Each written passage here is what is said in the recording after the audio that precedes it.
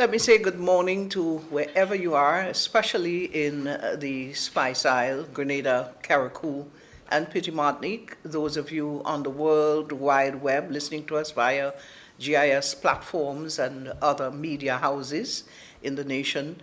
We are here this morning at Parliament House to bring you the 2022 estimates of revenue and expenditure. And I'm very pleased to have with me my colleague, Andre Donald, on this sojourn this morning, where we are going to see what is happening for 2022, the offerings to come. I know that the Prime Minister early on alluded to some very interesting prospects for our nation, and he's left that all up to the Minister of Finance to divulge this morning, and we so will do when he comes to deliver his budget speech. Welcome, Andre, and it's a pleasure sitting with you as per usual. Well, it has been a long time, Sherma, that we haven't done this. The last time I think we did this was upstairs, right? And now we are now downstairs on the ground floor. The ground floor. It's not a demotion. No. It's a precautionary measure as it relates to COVID and so on and so forth. And we must indicate to our folks that we do have our mask and everything here. We're keeping our distance, as you see. You know, Sherma, interestingly, this room, I remember coming into this room by mistake. Because there was a meeting I was supposed to had to attend, and I came into the room by mistake, and I saw Senator Chester Humphrey, Minister David, and a couple other, big wigs. Mm-hmm. So I'm like, am I in the right place? And they said, no, you're not. And so I recognized this room. This is my first visit, I must admit. And for those of you who are familiar with the Parliament House, we are basically behind the actual Parliament room, to the side probably you would see. But nevertheless, it certainly is a pleasure to be here as we chart the way forward. You know, we talk about a budget, and a budget is basically an estimate. It's a very unpredictable thing because one does not know what may transpire within any given year, Andre. And 2021 certainly, show us that. Who would have expected a pandemic? Likewise, in 2004, who would have expected a hurricane? Mm-hmm. And that would change the dynamics of any budget at any given time. And hence the reason why it is considered an estimate. Tells you what are the plans. Now, of course, plans can change as time goes by. Mm-hmm. We are very hopeful that in 2022, our budget can remain intact and we can achieve the various things that would have been offered to us by the government. Taken into consideration that we're still seeing a spike in COVID in some of the big countries and continents. We just heard this morning the United States seemed to be a little bit concerned with the new South Africa variant that is lifting its head in Europe.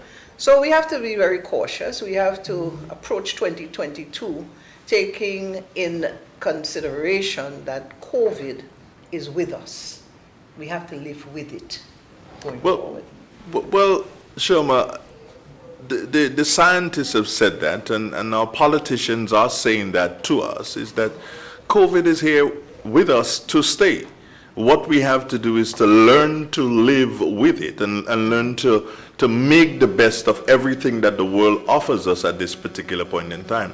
What I like, Sherma, I'm going back to the budget here, is a theme for the budget which says protecting lives, safeguarding livelihoods, and investing for growth and resilience. Sherma, protecting lives, so very much in sync with what is happening, because you have to protect the lives of the nation, the citizens of the nation. You have to protect them if you are to do anything at all. Well, we understand that our people are the biggest resources that we have, and I start out by talking about COVID because of the theme of the budget here this morning, safeguarding lives, protecting lives, safeguarding livelihood. Mm-hmm. We have to be cognizant of the importance of these two particular elements, and in order for us to secure livelihoods and so on, we have to invest. We have to see growth. We have to be more resilient to a lot of things, not only just climate change, but pandemics that may occur, other viruses that may lift their head in the future. So we have to be very protective, and I think this is very much a timely theme for a budget for 2022. And even when you look at the last line, Choma, which says investing for growth and resilience, when you speak growth, you're talking about the nation growing. And for a nation to grow, you must have the youth on board. And so that is so very important. So if perchance anyone would think that, hey, I am being left out of this because of my youth, but no, growth.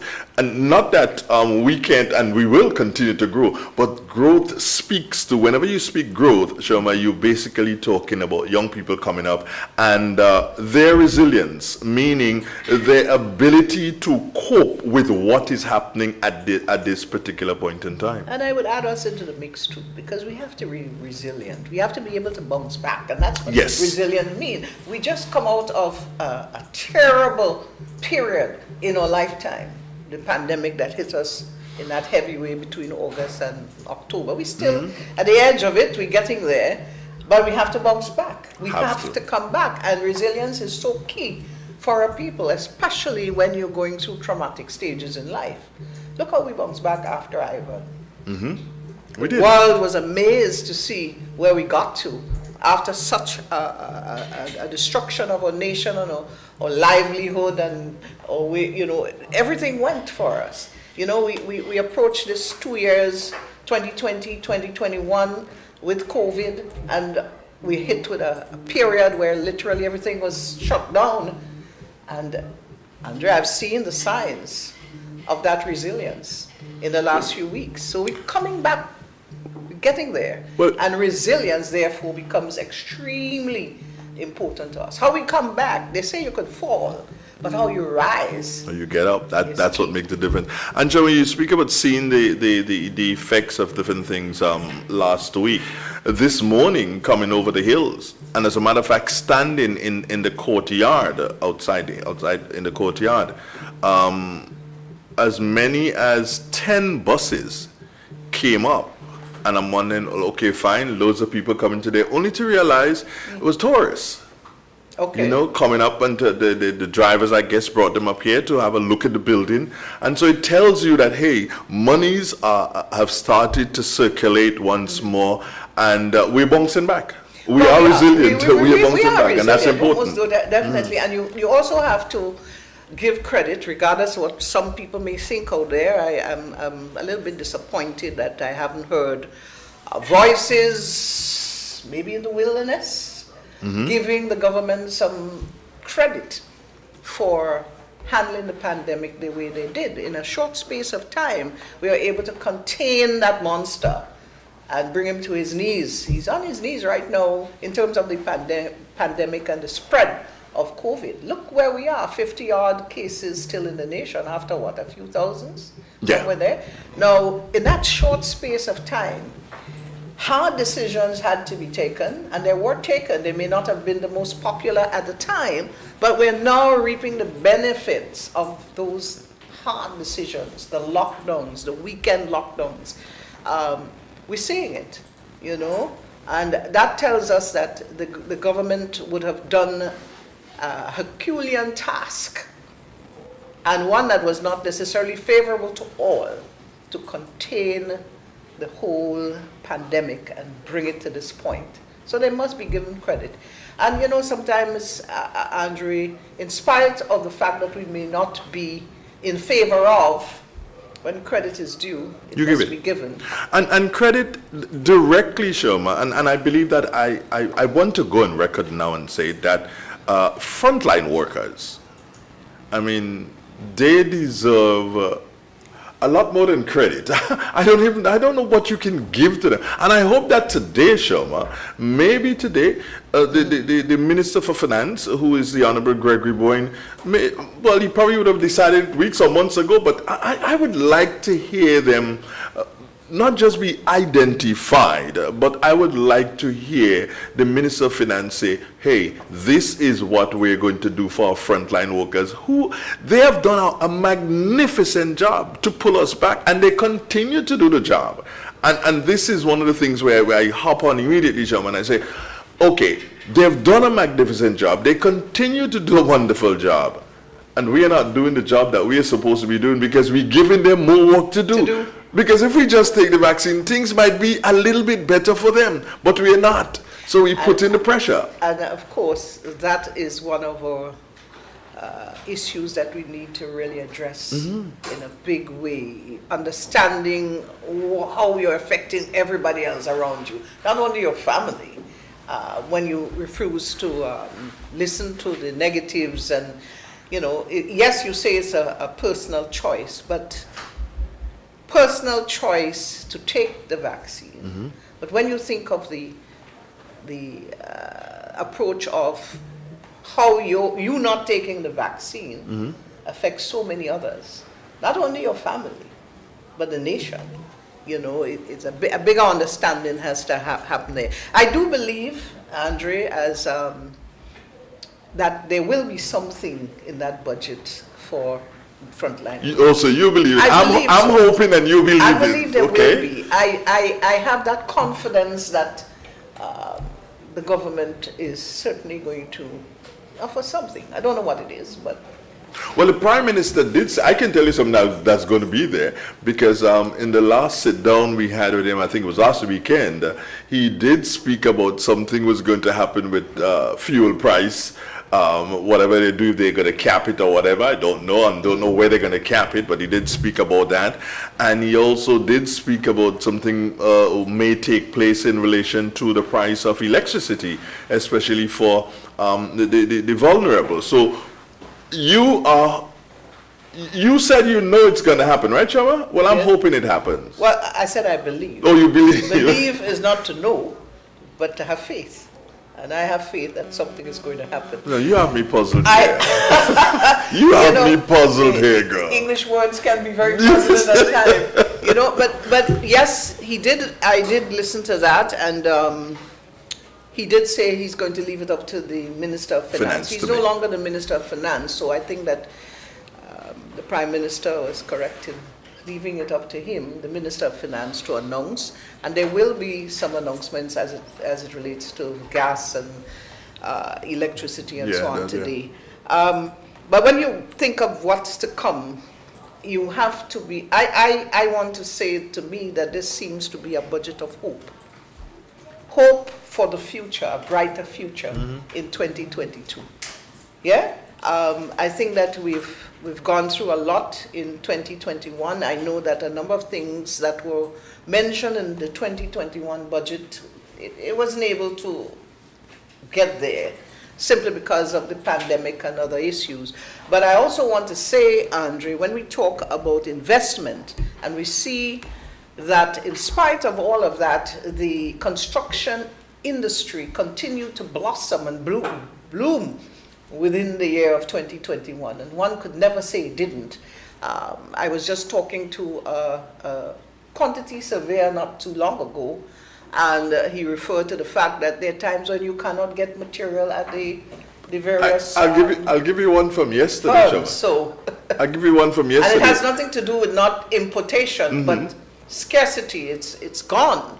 2 truck drivers, I was talking to them yesterday. So one truck driver said to the other, man, this guy owe me some money and he ain't paying me my money at all. And he tell me how things slow, blocks do selling. The other truck driver and say, with a man living nothing greater. Because he could not believe. How could you tell the man that things slow, blocks ain't selling? And he, the other truck driver, knows that, hey, that's not the truth. That cannot be the truth. There's a lot happening, and not only from, people like to refer to a lot of foreign investment. There's a lot of local investment taking place in the economy. Another thing that I want to speak on too, I've seen it with my very own eyes, the amount of projects that is taking place in the Ministry of Works. I am flabbergasted to know that we who are social beings and we like social media I'm not seeing anything on social media in reference to that major River Road project. Now, I pass there every morning, Okay. and I'm in awe to see big trucks going down the river.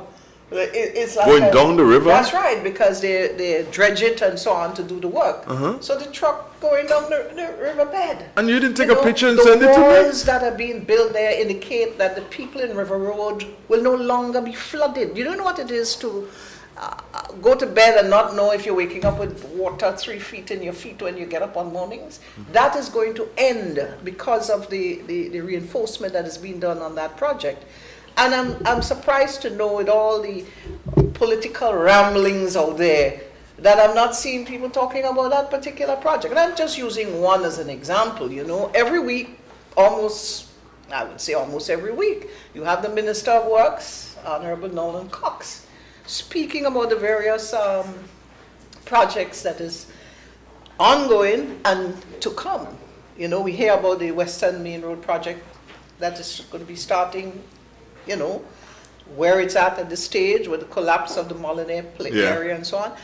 And you wonder why it is that we're not speaking about these things. And I'm not talking about the government speaking about it. I'm talking about us as Grenadians applauding the works that is taking place at this time. But we seem to major, they say, in the negatives. A week ago, I said, Sharma, that persons who were calling the different radio stations and complaining about the roads, and they had all right to complain because the roads were in a terrible state. What I found is that on a number of places, different places across the island, you saw different crews out and resurfacing the road, and I want to compliment government on that, because as a road user myself, Sharma, those holes were a bit of a bother, and now that they're being dealt with, you need to offer that sort of a congratulations to the ministry. Yes, they're there, and yes, they're supposed to do it, but doing it now in these times, Sharma, when the monies are really difficult to come by, and being able to do it, they deserve some sort of a special commendation. But the road workers themselves, those who are doing the job on the road, Sharma, I want to take my hat off to them and say, hey guys, you're doing a magnificent job. And I was believing that I was only in my parish, only in St. Patrick's, they were good like that, but those in St. Andrews and other parishes, they have come up to speed, and I want to congratulate all the road workers on a magnificent job that they have been doing. Sharma, it's just about what, 4 minutes after 10 yes, o'clock? Yes, we're getting very close to the start time? Commencement of the budget. Just want to let folks know that we are in Mount Welldale in the Parliament building for the 2022 estimated revenue and expenditure, which will be delivered for the second time by Honorable Gregory Bowen, the Minister of Finance. You can see that the House is getting ready, and I would believe that this would be the second time that the very few people in the gallery of the House, simply because the crowd that is normally expected on such an occasion had to be curtailed because of COVID-19. So we join them in the House at this time.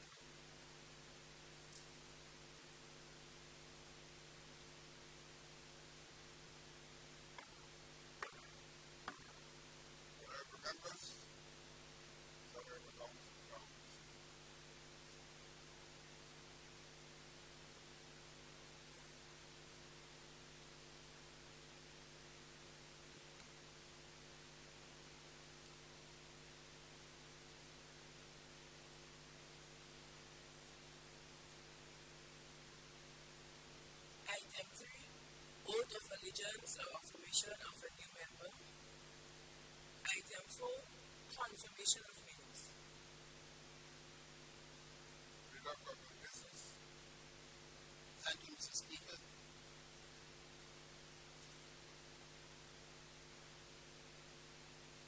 Mr. Speaker, I make the move that the minutes of the proceedings of the sitting of the House of Representatives held at the Parliament Chamber of Wendell, St. George's on Friday, 3rd September 2021 be taken as read.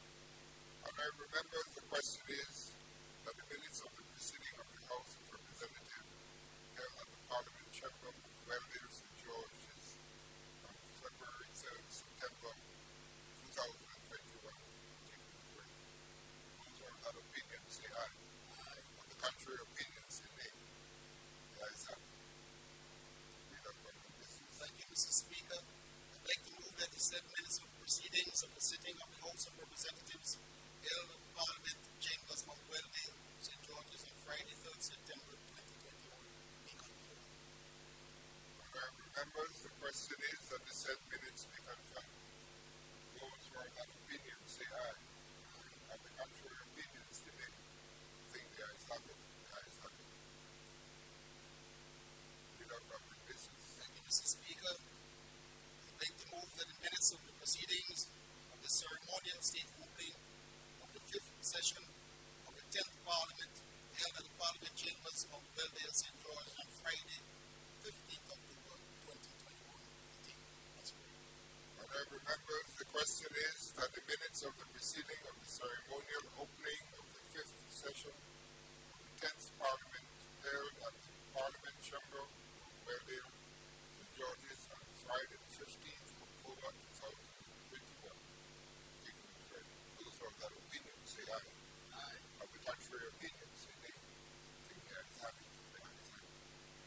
Read up government business. Thank you, Mr. Speaker. I'd like to move that the said minutes of the proceedings of the ceremonial state opening of the 5th session of the 10th Parliament held at the Parliament Chambers of Wendell, St. George's on Friday, 15th October 2021 be confirmed. Honorable members, the question is that the said minutes be confirmed. Those who have that opinion say aye. Aye. Of the contrary opinion say nay. I think the ayes have it. The ayes have it. Read up government business. Mr. Speaker, I'd like to move that the minutes of the proceedings of a special sitting of the House of Representatives held at the Parliament Chambers of Wendell, St. George's on Tuesday, 2nd of November 2021 be taken as read. Honorable members, the question is that the minutes of the proceeding of the special sitting of the House of Representatives held at the Parliament Chamber of Wendell, St. George's on Tuesday, the 2nd of November 2021 be taken as read. Those who have that opinion say aye. Aye. And the contrary opinion say nay. I think the ayes have it. The ayes have it. Read up government business. Mr. Speaker, I beg to move that the said minutes of the proceedings of the special sitting of the House of Representatives held at the Parliament Chambers of Wendell, St. George's on Tuesday, 2nd of November 2021 be confirmed. Honorable members, the question is that the said minutes be confirmed. Those who have that opinion say aye. Aye. On the contrary opinion say nay. I think the ayes have it. The ayes have it.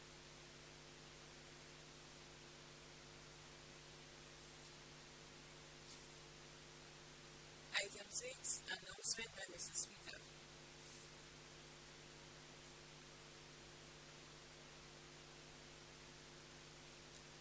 Honorable members, let me extend a warm welcome to all the members of this chamber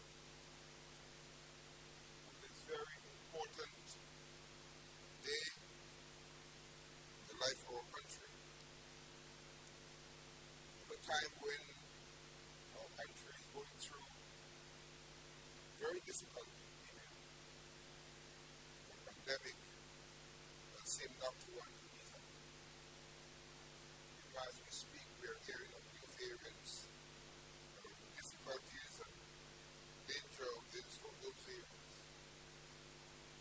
I recently heard that in a neighboring country, Trinidad, had about 15 babies under the age of 1 was COVID. So it is not letting up. It is not letting up. We have to be so very mindful, so very careful, and make every step. Today we are happy that we can accommodate a few more people in the gathering. We wish that the day will come when this place will be filled and all outside will be packed. That time is not yet. So we want to welcome you and to urge all of us very mindful of ourselves, our neighbors, our brothers and sisters, and our children. Today we're talking about the budget. A time when the difficulties to find funds is very apparent. But it is the responsibility of the government, of the parliament, to present the budget of the year 2022. We pray to God that we see that year. As I said, the main focus today will be on the budget, the reading of the budget, and the extension of that sitting for the debates and the different parliamentarians. I'd like to announce and remind us that we have lost the former Sergeant at Arms, Sergeant Lieutenant Cummings. We have also lost a former Clerk of Parliament, Basil Campbell. We hope that the Lord will grant his soul rest in peace. Today, wonderful parliamentary representatives from carriacou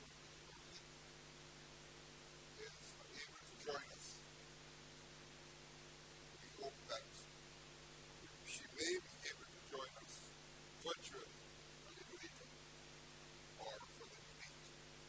But she has some personal, very urgent personal matters to deal with.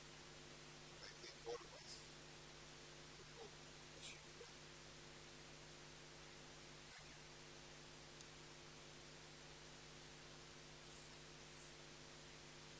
Item 7, presentation of petitions. Item 8, presentation of papers and reports from select committees. Leader of government business. Thank you, Mr. Speaker. Mr. Speaker, before I proceed, I crave your indulgence to request an amendment to your paper, as this is the budget day that you announced. I propose that motions be advanced after the necessity of laying these substantive documents on the table. And I propose, Mr. Speaker, that the item to do with the appropriations motion be taken up front. They are not listed as number 1 and 2. So, we will be motion if you announce, Mr. Speaker.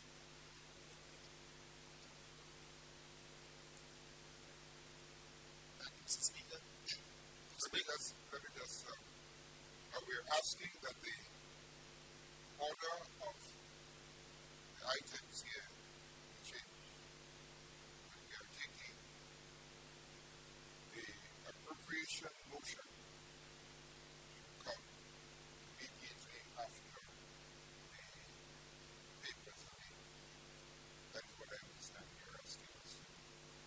Yes, Mr. Speaker, together with the motion on the Governor General's speech, which also has to do with the appropriation thereafter, these two will be taken. Honorable members, we have heard of a motion to amend, change the order of the other paper so as to bring the motion number 1, which was the Governor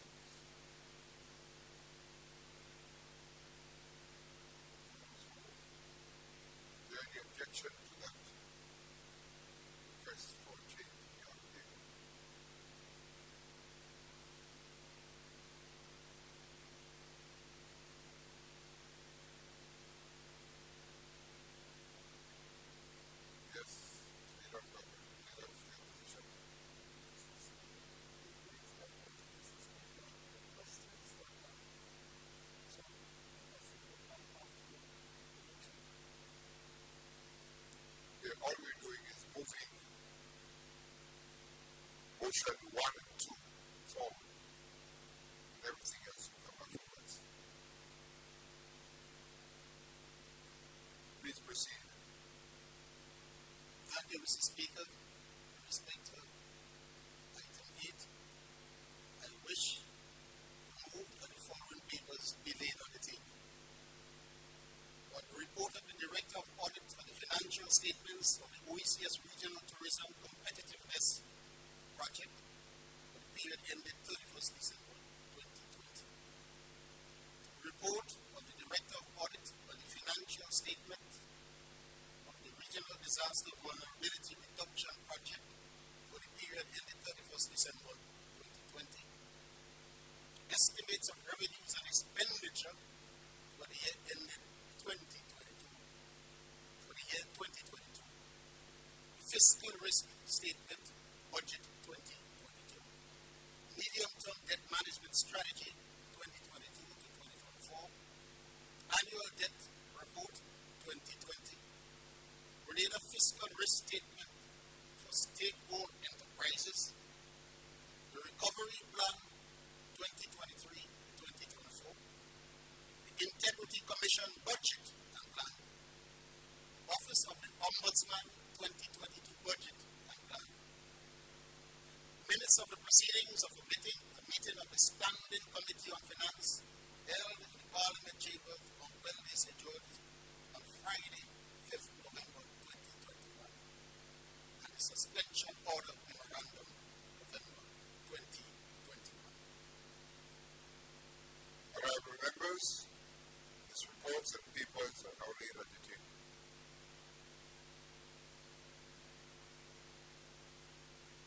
Item 14, motions. Leader of Government Business. Thank you, Mr. Speaker. Mr. Speaker, I'd like to move the motion 14A, standing in my name, which reads, whereas debate on the gracious address delivered by the Governor General on the occasion of the ceremonial state opening of the 5th session of the 10th Parliament on 15th October 2021 was deferred to a date to be fixed. Be it resolved that the said address be now debated by the House. Honorable members, the question proposed is that the gracious address delivered by the Governor General on the occasion of the ceremonial opening of the 5th session of the 10th Parliament on 15th October 2021 be now debated in the House. Mr. Speaker, in accordance with the standing orders of the House, I now propose an amendment to that motion, which would read, be it resolved that the said address be now accepted. Honorable members, the question is that the said address delivered by the Governor General on the occasion of the ceremonial state opening on the 5th session of the 10th Parliament on the 15th October 2021 be now debated in the House. Leader of Government Business. Thank you, Mr. Speaker. The address by the Governor General is always a prelude to the next year's appropriation. And this debate that we'll be doing through the budget will encompass and look into many of the pronouncements made by the Governor General.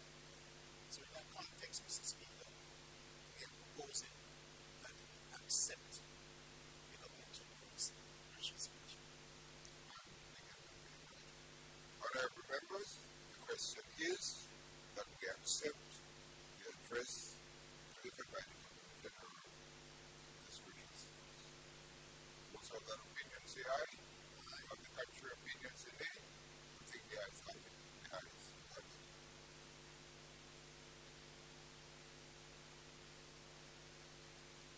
Leader of Government Business. Mr. Speaker, the next motion is the motion on the appropriation budget 2022. And so, just making some more meaningful. Sure.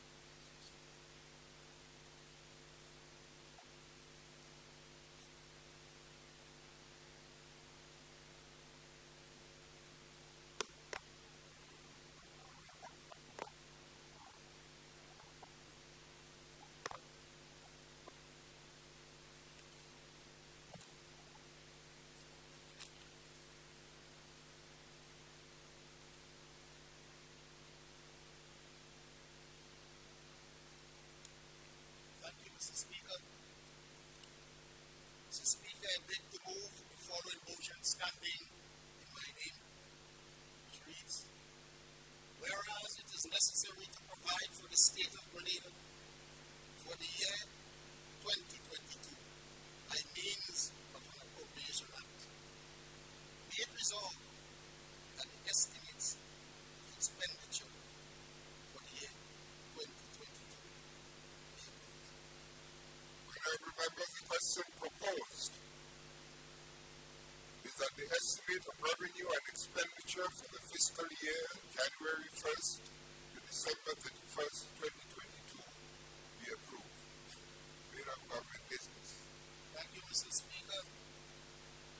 As this is a money motion, I wish to signal to this Honorable House that I have the consent of the Governor General to proceed. Mr. Speaker, in compliance with the Fiscal Responsibility Act and regulations under the Public Finance Management Act and the Public Debt Management Act, I wish to advise that the following reports will be submitted to this Honorable House. 1. The Budget Framework Paper 2022 in accordance with Section 13 of the regulations of the Public Finance Management Act No. 17 of 2015. The Memorandum of Debt, the Medium-Term Debt Management Strategy 2022 to 2024 in accordance with Section 5 subsection 1 to subsection 3 of the Public Debt Management Act No. 28 of 2015 as amended. The Fiscal Restatement in accordance with Section 12 subsection 1E of the Fiscal Responsibility Act No. 29 of 2015 as amended. The 2021 Economic Review and Medium-Term Outlook and the 2020 Annual Debt Report. Mr. Speaker, permit me to commence this year's budget presentation by giving thanks and praise to the Almighty God for seeing us through yet another difficult year. At times, the challenge seemed insurmountable, but we are a people of resolute faith in the power of the Almighty. And so today, we are reminded in Jeremiah chapter 29, verse 11, I quote, for I know the plans I have for you, declares the Lord. Plans to prosper you and not harm you. Plans to give you hope and a future. Mr. Speaker, these eloquent words of wisdom provide a beacon that illuminates the path to the future. For we know that with God, all things are possible. It has been 20 months since the COVID-19 pandemic started, testing the strength and resolve of our nation, challenging us like never before. But through God's grace and enduring mercies, we continue to survive, and I am confident that we will also thrive. Sadly though, Mr. Speaker, 200 of our beloved citizens, especially our elderly, lost the battle with COVID-19. My heart aches for the relatives and friends. I sincerely pray for God's comforting touch at this time. Mr. Speaker, the COVID-19 pandemic has upended our lives. Its far-reaching impact depriving many citizens of their livelihood and leaving entrepreneurs struggling to keep their businesses afloat. Our healthcare system, like many others around the world, was stretched to the limit, overwhelming healthcare professionals as they fought desperately to preserve their life. The educational journey of our students was disrupted, and school administrators were hard-pressed to find the optimum balance between online and in-person learning. Young people have been deprived of critical socialization skills as physical distancing replaced social interaction. Mr. Speaker, notwithstanding this period of unprecedented challenge, our nation stands firm in the face of adversity, firm in the belief that this too shall pass. The resilience of the Grenadian people is evident in our renewed sense of hope. God strength and refuge, I am confident that we will emerge from this pandemic better, stronger, and more resilient. Mr. Speaker, I applaud the collective efforts of our citizens in confronting this pandemic. I am especially grateful to those on the front lines, our doctors, nurses, and other healthcare professionals, our national security personnel, our social workers and caregivers, our essential businesses, and all others who contributed in one way or another to keeping our country safe. I am grateful to the many stakeholders, including the business community, farmers, trade unions, religious organizations, youth groups, and civil society organizations for helping to shape Grenada's COVID-19 strategy. There is an old proverb which says, in unity, there is strength, which I believe is quite relevant to our current situation, as fighting this pandemic requires all hands on deck. I therefore express sincere appreciation to our citizens, friends, and partners outside of Grenada for the outpouring of support during this crisis. We are especially thankful to our brothers and sisters in the diaspora who heeded our call for help in a moment of great need. Mr. Speaker, I am also grateful to the Honorable Prime Minister for the continued confidence reposed in me to lead the Ministry of Finance in this difficult period. As a nation, Mr. Speaker, we have managed this unprecedented crisis with equanimity and resolve. The government moved quickly at the onset of the pandemic to introduce difficult but necessary measures to protect us all. Government also moved swiftly and decisively to cushion the adverse socio-economic impact on individuals and businesses by launching a COVID-19 economic stimulus package in 2020, which amounted to over $50 million and benefited over 7,000 people. In September, Mr. Speaker, government launched the COVID-19 economic stimulus package. This $36 million package comprises several components, providing different categories of benefits to different people. To date, 720 people have received income support. Another 462 have received the unemployment benefit paid through the National Insurance Scheme, and close to 200 have received small business support through initiatives implemented by the Grenada Development Bank. More than 200 people have also received stimulus support through the CPA. While many countries struggle with wave after wave of the pandemic, our early interventions help us to spare Grenada from the full health impact of the disease for 19 months. Mr. Speaker, that bubble of protection, when that bubble of protection was destroyed, we experienced firsthand the detrimental impact of the disease. The number of new cases rose exponentially, along with hospitalizations and related deaths. Government once again acted quickly and decisively to bring the situation under control. Today, our reality is far different from a few months ago. The number of new cases has dropped significantly.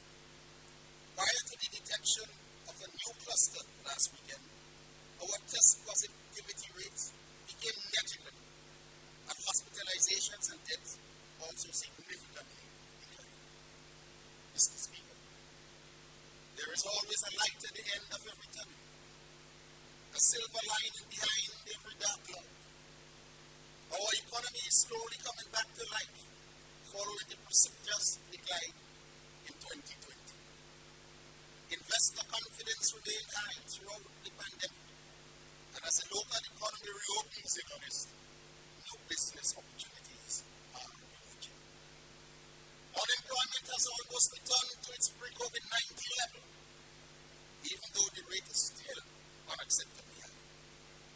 Government will continue to actively explore all initiatives that will generate employment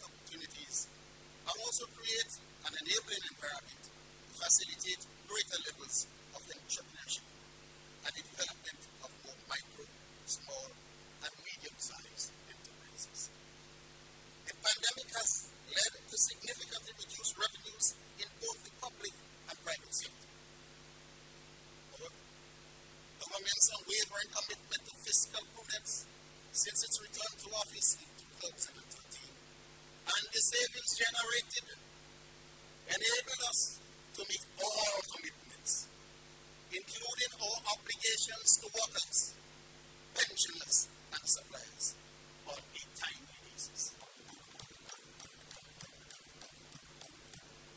Furthermore, social protection programs were preserved and expanded to help alleviate the impact on the most vulnerable. Mr. Speaker, these are remarkable achievements at the national level, given the pandemic-related challenges that continue to confront us. At the individual level, however, we acknowledge the deep pain that is being felt by the people at this time. Many of our citizens face the harsh reality of unemployment and are rendered helpless to provide for themselves and their families. Workers in the tourism sector were some of the hardest hit as the country closed its borders. Hairdressers, barbers, and others in the beauty sector temporarily lost their lives. And students lost valuable face-to-face instruction and opportunities for socialization. These, Mr. Speaker, represent a mere token of the true impact of this devastating pandemic. In addition, there is no escaping rising global prices. Mr. Speaker, as a government, we empathize because we too must face the challenges of the new normal environment that has been tossing upon us. This period is not for the faint at heart, but again, Mr. Speaker, we are confident that we will get through this. Mr. Speaker, government pledges to do everything within its power to continue to protect lives and livelihoods and return our economy to a robust, inclusive, and sustainable. The coronavirus is here to stay. We must therefore reorient our thinking and approach to living with the virus, as total elimination will be almost impossible at this time. The level of vaccine hesitancy among our people is concerning, and we continue to encourage vaccination as the primary means of protecting ourselves. Having witnessed firsthand the destructiveness of this virus, we are keen to achieve herd immunity to safeguard our people, our country, and our economy. Reshaping and renewing our economy and society in this new and uncertain environment will be difficult, but not impossible. I have absolute confidence in the leadership of our country, the stakeholders who work collaboratively with government to promote and facilitate economic growth and development, and in the resilience of the Grenadian people who seek to thrive even amidst the most difficult challenges. Mr. Speaker, to achieve our desired objectives, our efforts must be rooted in a forward-looking economic and social reality. I therefore now turn to the economic and social context of this budget. Performance of the domestic economy. Mr. Speaker, despite the major setbacks this year, our economic recovery is well underway, following the unprecedented decline of 13.8% last year.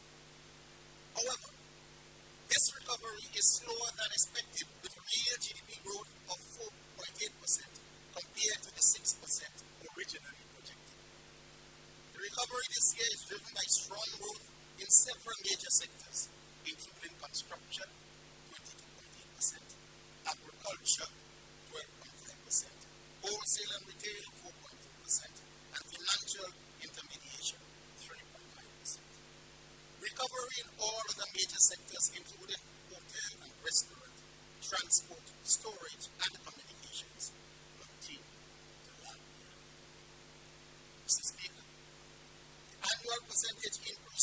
cost of living as measured by the change in the consumer price index is now estimated at 3.2%. The increase in domestic prices is driven by the sharp rise in food and fuel prices and the shipping costs associated with supply chain disruptions caused by the pandemic. No sector is immune to this upward price movement. Like our constituents, Mr. Speaker, we are feeling the impact of increased prices. As a caring government, this is deeply concerned about the welfare of our people. We have explored some options that will bring relief to the population, and I will address these. Mr. Speaker, the situation in Grenada is not unique. Many countries, even advanced economies with far more resources than Grenada, are battling growing inflation, which is driven by factors external to their economies.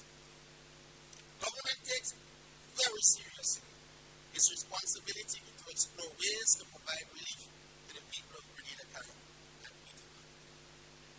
However, in doing so, Mr. Speaker, the country's fiscal situation and the affordability of relief measures must be carefully considered. Fiscal performance. Mr. Speaker, government finances remain significantly weaker than in 2019, the year immediately preceding the COVID-19 shock. But this year, there are some positive developments compared to 2020. Revenue collection this year have slightly surpassed the 2020 outcome, but remain significantly below the 2019 performance. Grant spending for this year will come in much lower than program, but is significantly higher than outlays in 2019 and 2020. Recurrent spending has remained high due in part to great outlays of wages, salaries, and pensions associated with the implementation of the 4% salary increase for public officers. On the capital expenditure, Mr. Speaker, despite a very slow start, spending picked up significantly in the second half of the year. Also, government has achieved its targeted PSIP implementation rate of 80% this year. By year end, the following results are expected relative to the 2020 performance. Recurrent revenues of 690.4 million compared to 608.89.6 million. Grant expenditure of 232.6 million compared to 103.1 million. Recurrent expenditure of 598.6 million compared to 651.5 million. Capital spending of 261.7 million compared to 269.9 million. A primary surplus of 117 million compared to a primary deficit of 72.4 million. An overall surplus of 62.7 million compared to a deficit of 128.3 million. Mr. Speaker, it is even more critical for government to ensure that our scarce resources are well targeted and efficiently managed to achieve the best outcomes for our people. Debt dynamics. Mr. Speaker, the combined impact of the severe shock to economic output by COVID-19 and the new borrowings to adequately respond to the crisis led to a 13 percentage point increase in our debt to GDP ratio to 70.4% at the end of 2020. Our estimated debt to GDP ratio is now 69%, which is slightly higher than projected due to the slower than expected economic recovery. Although the improvement is below expectation, the direction of the change is favorable. Furthermore, Mr. Speaker, Grenada's debt is assessed as sustainable by the International Monetary Fund and other international financial organizations. Despite this temporary setback, Mr. Speaker, government remains committed to achieving the debt target of 55% of GDP as set out in the fiscal responsibility. Unemployment and poverty. Mr. Speaker, I am happy to report that the spike in the unemployment rate in the second quarter of 2020 has proven to be transient. Some 13,602 jobs have returned with the unemployment rate falling from 28.4% in the second quarter of 2020 to 16.6% in the corresponding period this year. Despite, Mr. Speaker, the considerable improvement in the unemployment rate, many of our citizens are still without work and continue to face severe hardship. Similar to what was provided through the first stimulus package, Mr. Speaker, the current package provides support for thousands of workers made jobless by the pandemic. Government has made good progress in reducing poverty in our country, Mr. Speaker. A recent poverty assessment study conducted in collaboration with the World Bank showed that the poverty rate fell roughly 13 percentage points from 13.7% in 2008, 37.7% in 2008 to 25% in 2019. Empowerment of our people continues to be one of the key priorities of government, and we will continue to pursue initiatives that help to improve socio-economic conditions for the vulnerable. I will now turn to the theme and strategic focus for the 2022 budget. Mr. Speaker, the COVID-19 pandemic brought about unparalleled challenges for our small nation, creating macroeconomic instability and threatening to undermine years of social and economic progress. The unfortunate reality, Mr. Speaker, is that even after 20 plus months of battling the disease, the virus is still threatening our sense of life. The threat is even more acute given our low vaccination rate. Therefore, protecting the lives of our citizens and visitors remain our top priority. Additionally, Mr. Speaker, we must continue to safeguard the jobs and incomes of our citizens, supporting them where possible to alleviate the hardships caused by the pandemic. At the same time, Mr. Speaker, we must continue to prioritize investing for long-term development, building our social and economic resilience as enshrined in the vision of our National Sustainable Development Plan 2020 to 2035. We need a resilient and prosperous nation with a conscious and caring citizenry, promoting human dignity and realizing its full potential through sustainable economic, social, and environmental progress. Mr. Speaker, in the lead-up to the budget presentation, we consulted widely on these priorities in 2022. Today, I extend a public thank you to the participants for the quality of submissions received, many of which have been taken on board for implementation in 2022. In this context, Mr. Speaker, I am pleased to present the 2022 budget under the theme Towards Vision 2035, Protecting Lives, Safeguarding Livelihoods, and Investing for Growth and Resilience. Mr. Speaker, macroeconomic conditions are projected to further improve in 2022. The economy is projected to expand by 4.5% next year, driven by strong growth in all major sectors, especially the tourism-related sectors. Notwithstanding before the growth in output, the nominal dollar value of national output in 2022 will not reach the level achieved in 2019. Mr. Speaker, accelerating job creation would be crucial to safeguarding livelihoods. We anticipate progress on this as the recovery strengthens. Recurrent expenditure are expected to further strengthen in 2022. Recurrent expenditure will exceed the outturn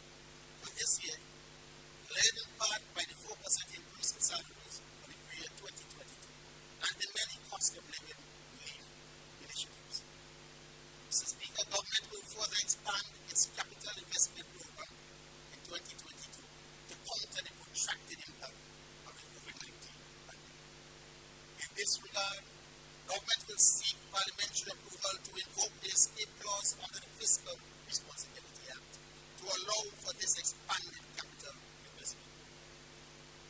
Two of the conditions for invoking the escape clause have been met, in particular where 1. A natural disaster, public health pandemic, or war, as a result of which a state of emergency has been declared by the Governor General in accordance with Section 17, subsection 1 of the Constitution. Number 2. Real GDP experiences a decline of more than 2% in a given fiscal year, or cumulative decline equal to or greater than 3% over 2 consecutive fiscal years. In the case of the latter, the cumulative decline over the last 2 fiscal years exceeds 5%. Mr. Speaker, government intends to build on the much improved implementation rate of the PSIB achieved in 2020. I now turn to the estimates of revenue and expenditure and the specific areas of intervention. Mr. Speaker, addressing the unparalleled health and socio-economic challenges caused by the pandemic remains a priority for this government. The 2022 budget strategy, therefore, aims to address these challenges and provide for a total expenditure, including amortization, of $1,350,210,635. The overall budget summary is as follows. Recurrent revenue, $722.2 million. Total grants, $175.4 million. Current expenditure, $661.7 million. Capital expenditure, $333.8 million. Current account surplus, $60.5 million. Principal repayments, amortization, $356.7 million. Primary deficit after grants, $34.2 million. Overall deficit after grants, $97.9 million. The detailed budget allocations by vote can be found in Appendix 1 of the published statement. Mr. Speaker, government is confident that the above represents the appropriate fiscal stance for 2022. It recognizes the need for counter-cyclical fiscal policy to stimulate the economy and bolster recovery as we escape the doldrums caused by the pandemic. However, Mr. Speaker, I wish to underscore the importance of prudent fiscal management, particularly in this period, to ensure that our scarce available resources are properly targeted to optimize the benefit to the people of Grenada. Government will therefore continue to be fiscally prudent in managing the country's finances, taking prompt action where necessary to correct inadequacies in the system. Mr. Speaker, with a deficit projected for 2022, government will need $98 million more financing than what it expects to generate from domestic revenues and the grants to meet all its obligations. Mr. Speaker, I am pleased to indicate that due to our fiscal responsibility and the tremendous sacrifices made by the people of this country, we have already identified the funding to fully use this aid. External sources comprising of new loans disbursement minus principal repayment amounting to $14.4 million. One of the key sources of our new external loan disbursement is a budget support operation with the World Bank to the tune of US $25 million or 67 million receivables, which will become available in the first quarter of 2020. Other sources, Mr. Speaker, net drawdown from the consolidated revenue fund, the reserve of $83.6 million. Mr. Speaker, the foregoing testimony of government's prudent fiscal management since 2014, which has better positioned the country to accumulate fiscal buffers, which can in turn help to mitigate against shocks, such as the one we are currently at.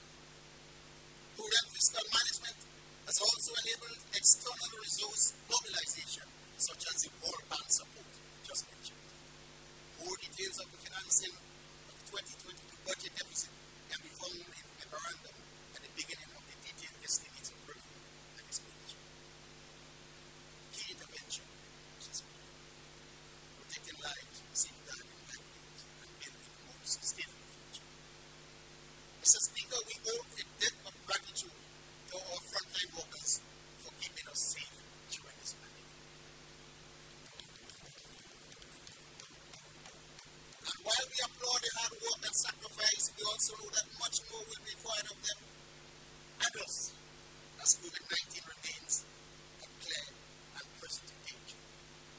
In this context, a special allocation of $6 million has been made to support the continued fight against COVID-19 through the Ministry of Health. Mr. Speaker, beyond COVID-19, we must accelerate our efforts to improve health care delivery and build resilience in the sector. Installation work is currently underway at the General Hospital for a brand new 128/G Revolution CT scan, generously donated by the Maria Warner Memorial Trust. Mr. Speaker, better diagnostic services tend to lead to better outcomes for patients.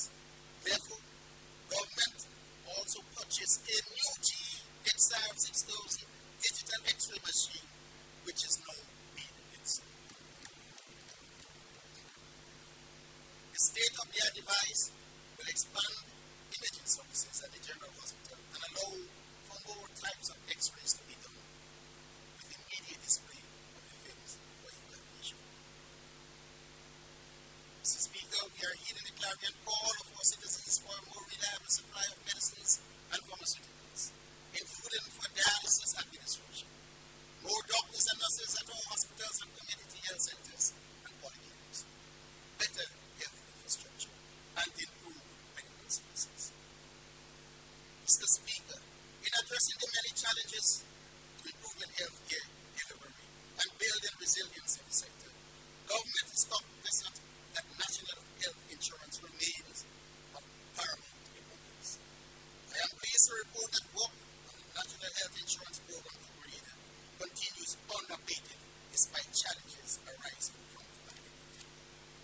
A total allocation of $97.1 million is provided under the Ministry of Health for 2022, an overall increase of $2.2 million relative to 2022. Trade facilitation and micro, small, medium-sized enterprise policy.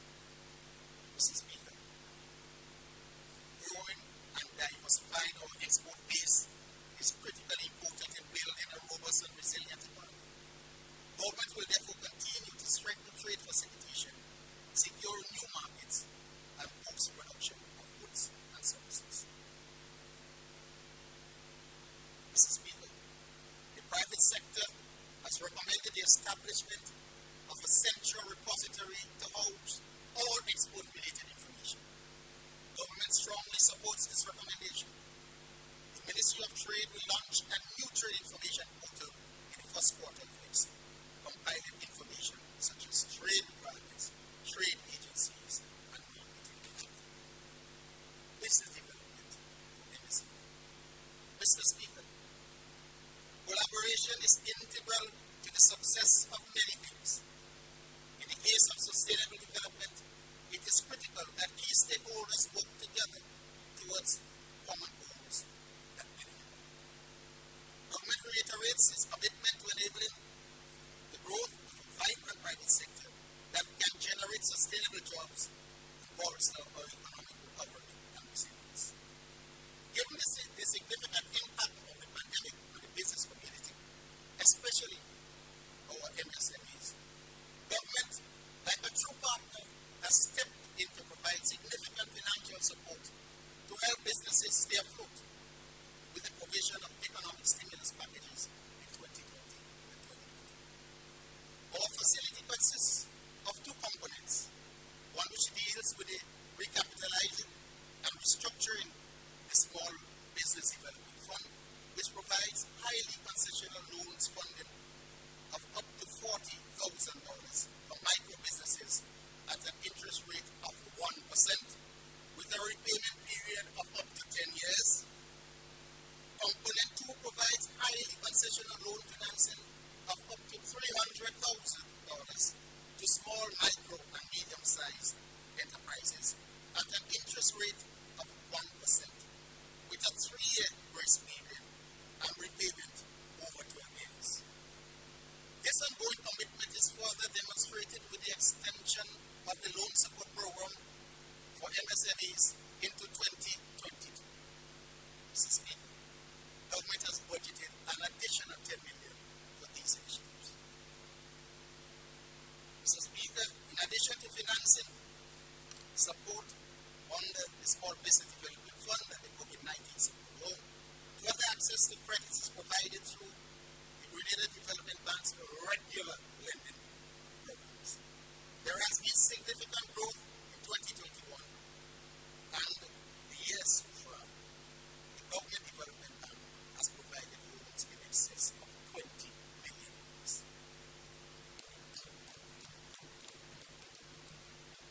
Mr. Speaker, national security. National security is a key pillar that supports the social and economic fabric of any society.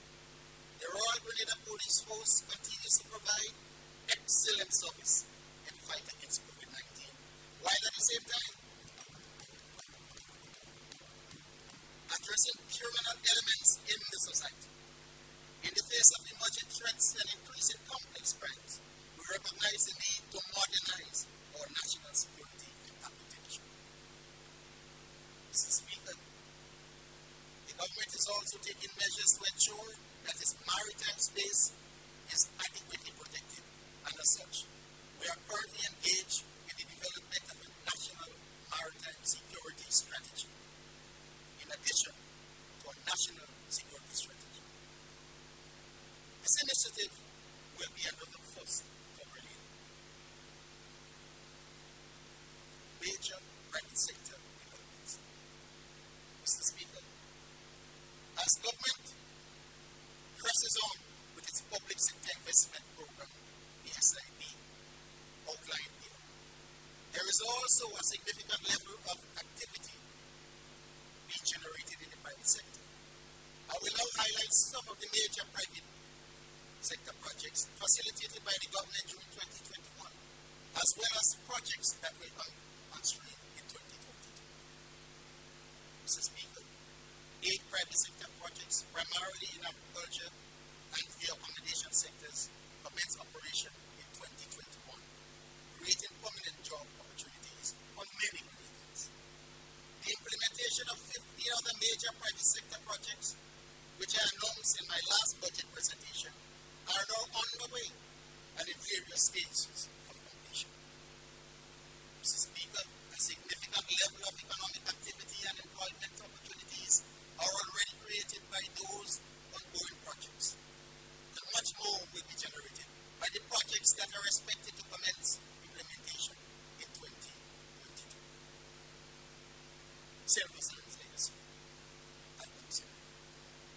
This $80 million project aims to create a modern upmarket resort to increase Grenada's appeal as a unique must-see destination. Construction is expected to start in the first quarter of 2022. The Rivera project.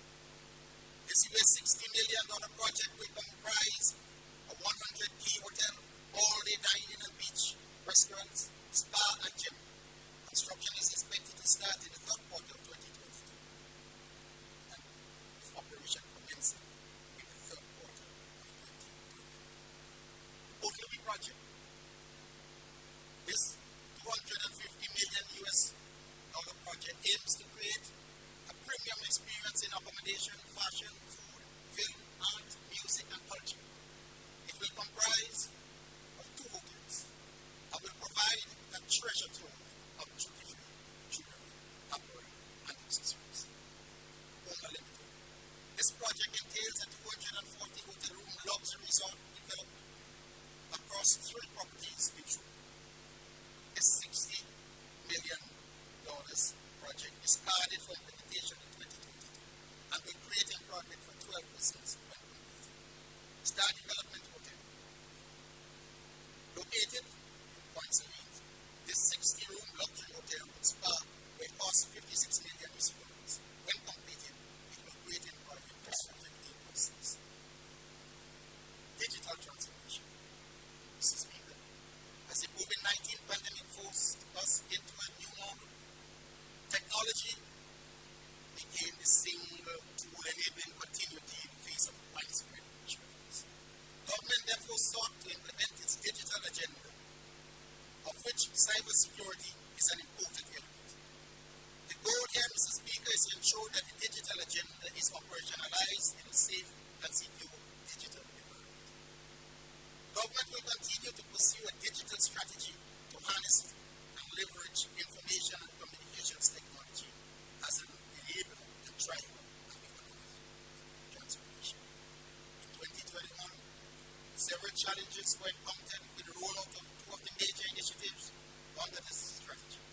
Government has taken determined steps to remove bottlenecks in the implementation of these projects, including establishing a digital transformation office within the Department of Economic and Technical Cooperation, with targeted resources to move these projects forward.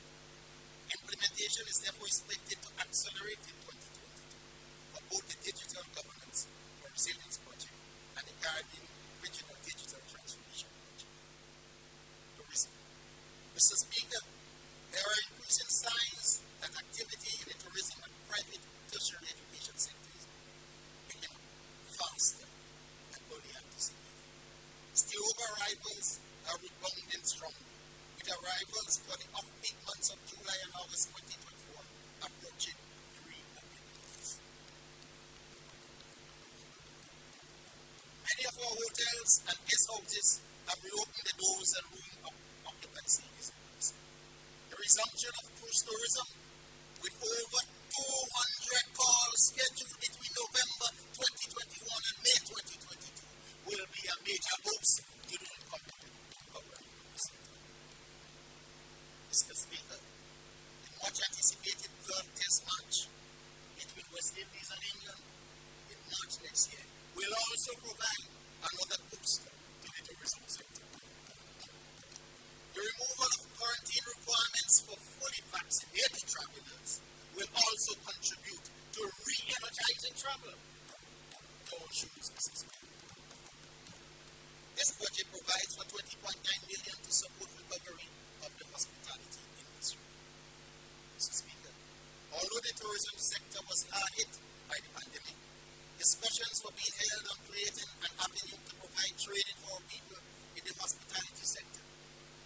Through a private sector initiative launched in 2021, the West Indies School of Hospitality, WISH, will provide thousands of Cornell University scholarships for hospitality workers to get free access to some of the best training available globally. The aim is for Grenada to have the most highly trained hospitality workforce. A formal memorandum of understanding between WISH and the Ministry of Tourism and Education is now being developed. CBN performance. Citizen rights.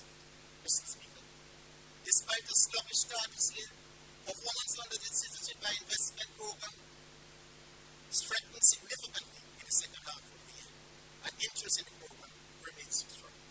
At the end of October, 437 applications were received, compared to 303 for the corresponding period in 2020.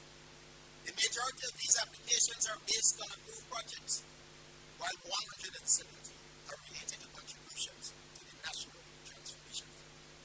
Total receipts under the CBI Group program as of October 31 was US $30.6 million. Mr. Speaker, government continues to make determined efforts to improve the performance and operations of the CBI program, ensuring that its integrity and reputation are maintained.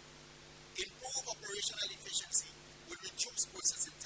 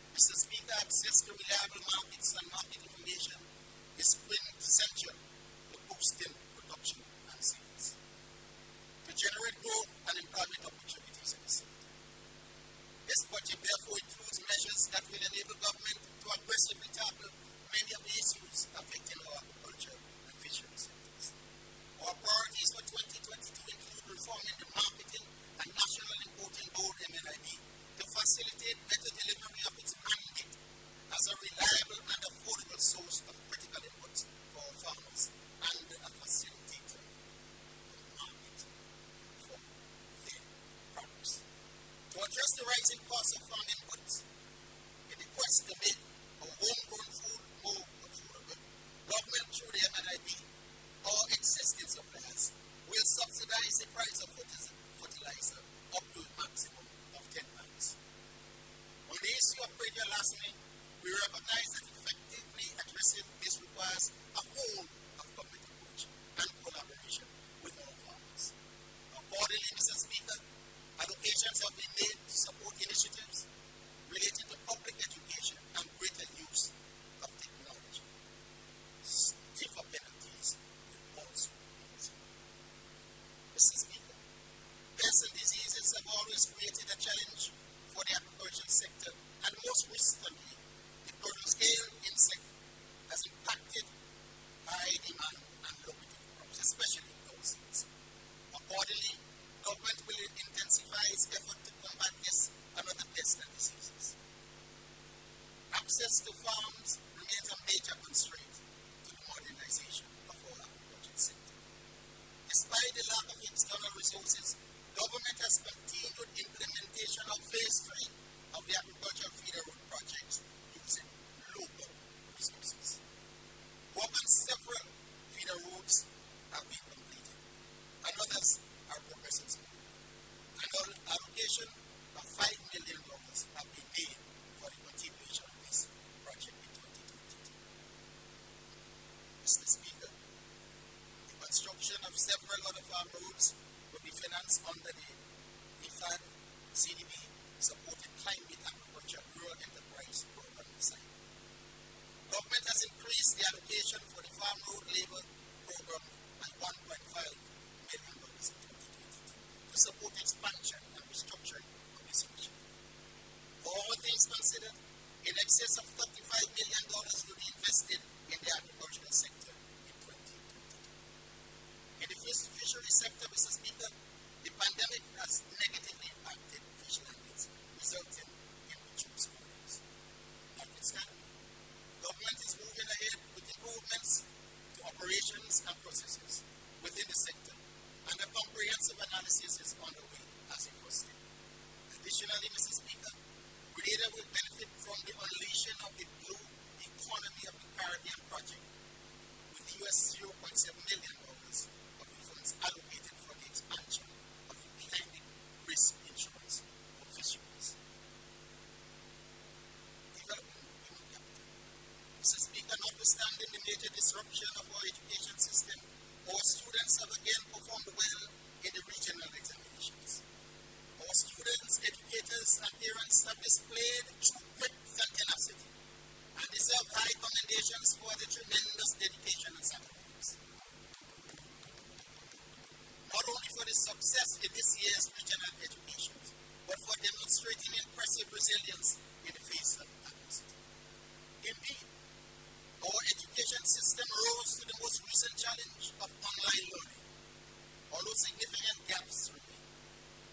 Mr. Speaker, government remains committed to achieving a modern education system capable of delivering on our national goal of high human and social development, putting people at the center of sustainable economic development and transformation. In 2022, Mr. Speaker, government through the Ministry of Education and Human Resource Development will invest $133.5 million in the sector, an increase of approximately $10 million over 2020. Some key areas of focus for 2022 will be the Grenada Education Enhancement Project Phases 1 and 2. Major construction works are ongoing under this important project with funding from the Caribbean Development Bank. Phase 1, which involves work on several schools, including Bishop's College in Crown, Presentation Brothers College, the Grenada Seventh-day Adventist Comprehensive School, St. Joseph Convent, St. George's, and the Greenway, will be completed in the first quarter of next year at a cost of $43.5 million. Phase 2 of this project, valued at $41.8 million, will see construction and rehabilitation works on several other schools, including the St. Andrews Anglican Primary, Grenada Christian Academy, St. David's Catholic Secondary School, and the J.W. Fletcher Memorial Secondary School. What will commence before March next year, Mrs. Speaker, is sum of $6.2 million is allocated for this project in 2022. Improving the quality of teaching and learning via blended education and delivery, an important project in this area, is the e-books program at the cost of $8.2 million. Mrs. Speaker, COVID-19 as part of the new landscape and given the imperatives of ensuring that our students and teachers operate in a safe environment, an allocation of $2.7 million has been made for the COVID-19 response within the school system. Government has commissioned a review of the TA Marshall Community College and Education Act, key steps in the transformation and development of the education sector. Empowerment, youth skills, and training. While the pandemic has affected us all, our young people have borne the brunt of its social and economic impact, compounding the challenges they already face.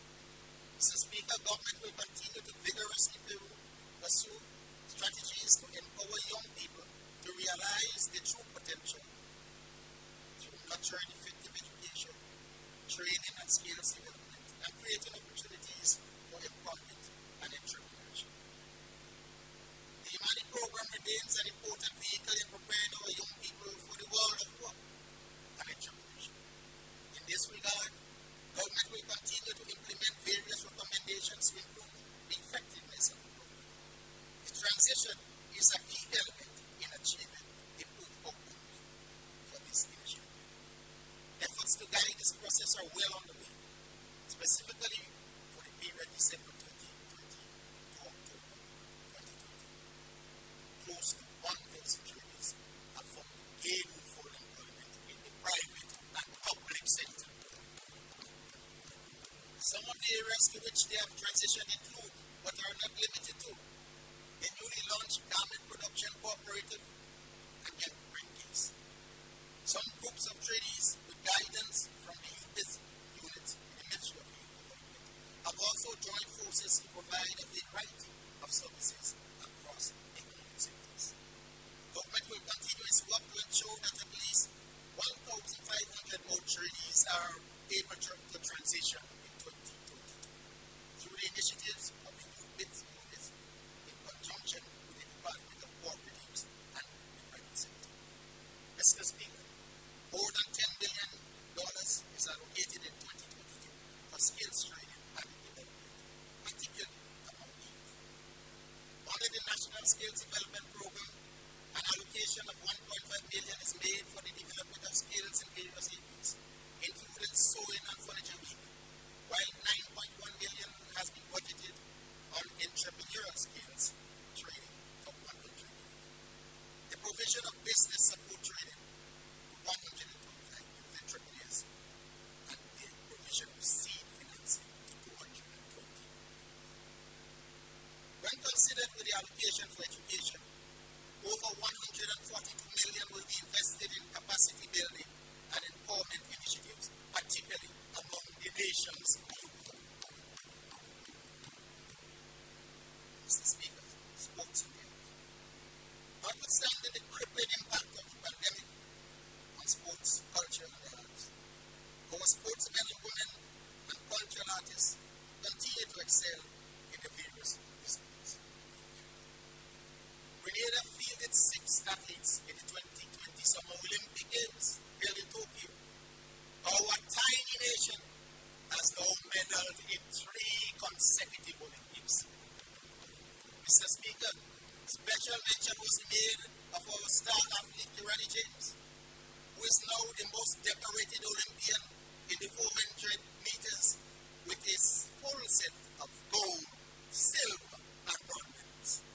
Kirani's latest Olympic glory is particularly heartening as he has been battling, Mr. Speaker, with the debilitating and deadly brain disease.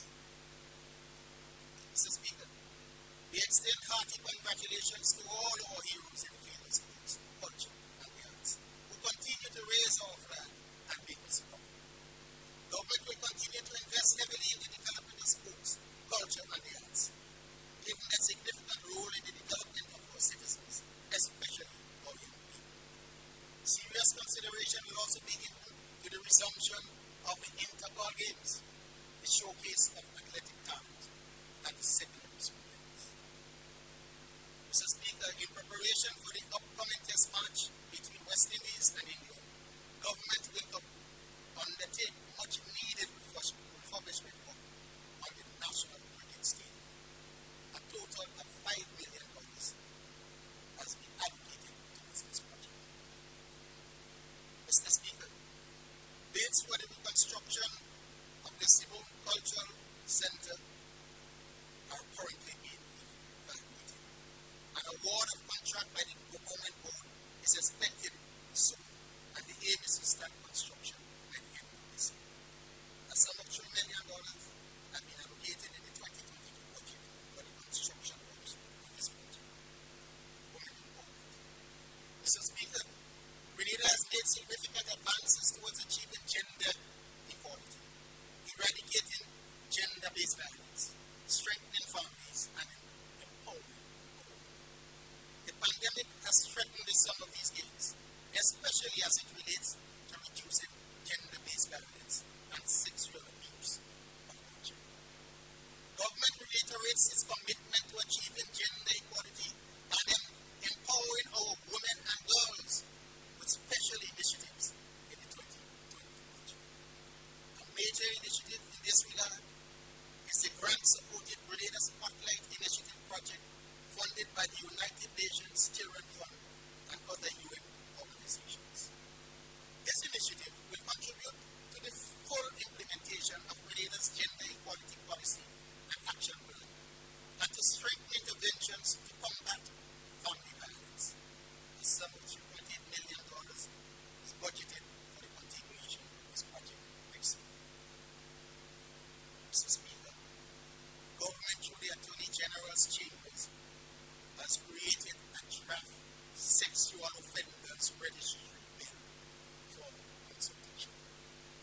Government is moving, Mr. Speaker, to adopt a gender-responsive budgeting approach, starting with a pilot in the 2022 budget, to ensure gender equitable distribution of resources, thereby contributing to equal opportunities for all. Accordingly, reporting on gender impact will be required for various initiatives next year. Going forward, Mr. Speaker, gender considerations will be fully mainstream into our annual budgets. Preservation and expanded social safeguards. Mr. Speaker, protecting our less fortunate citizens while helping to lift them out of poverty is our duty and responsibility. Government therefore reaffirms its commitment to leave no one behind, particularly in light of increased cost of living expenses.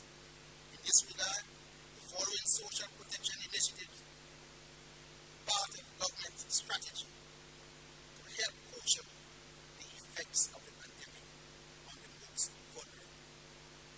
Therefore, Mr. Speaker, a maximum increase of $150 per household for beneficiaries of the SEED program effective January 2022 will be implemented. This additional benefit excludes those added temporarily as part of the stimulus package. You see $1.3 billion for the needy assistance program, $1 million for the social books and uniform program, $2 million for the single household support program, $2.8 million for the multi-project for the elderly program, $5 million for the housing assistance program, $10 million for the Grenada Home Improvement Program, including the toilet and bathroom program, million for the soft loan housing.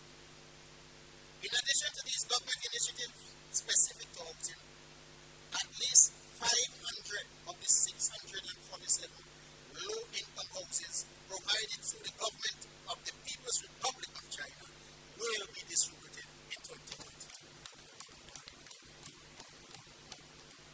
2 of the 5 housing projects are already completed, and others are in the final stage of implementation. Additionally, Mr. Speaker, $10 million is allocated on the government COVID-19 economic stimulus package for the provision of cash transfers benefits in 2022. These will be provided through the temporary horizontal expansion of the SEED program to provide support to over 1,000 households. An unemployment benefit for eligible workers in the formal and informal sectors who have been impacted by the pandemic, and cash transfers to support the expansion of the existing youth entrepreneurship initiatives. Mr. Speaker, in collaboration with Flow, an internet connectivity program is being provided for indigent families as part of the stimulus package. There is significant interest in this component, which targets 1,500 indigent families, providing broadband internet services to support students' internet access outside of the classroom.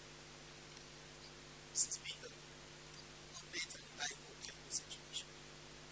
The government remains committed to bringing additional relief to those affected by the carriacou.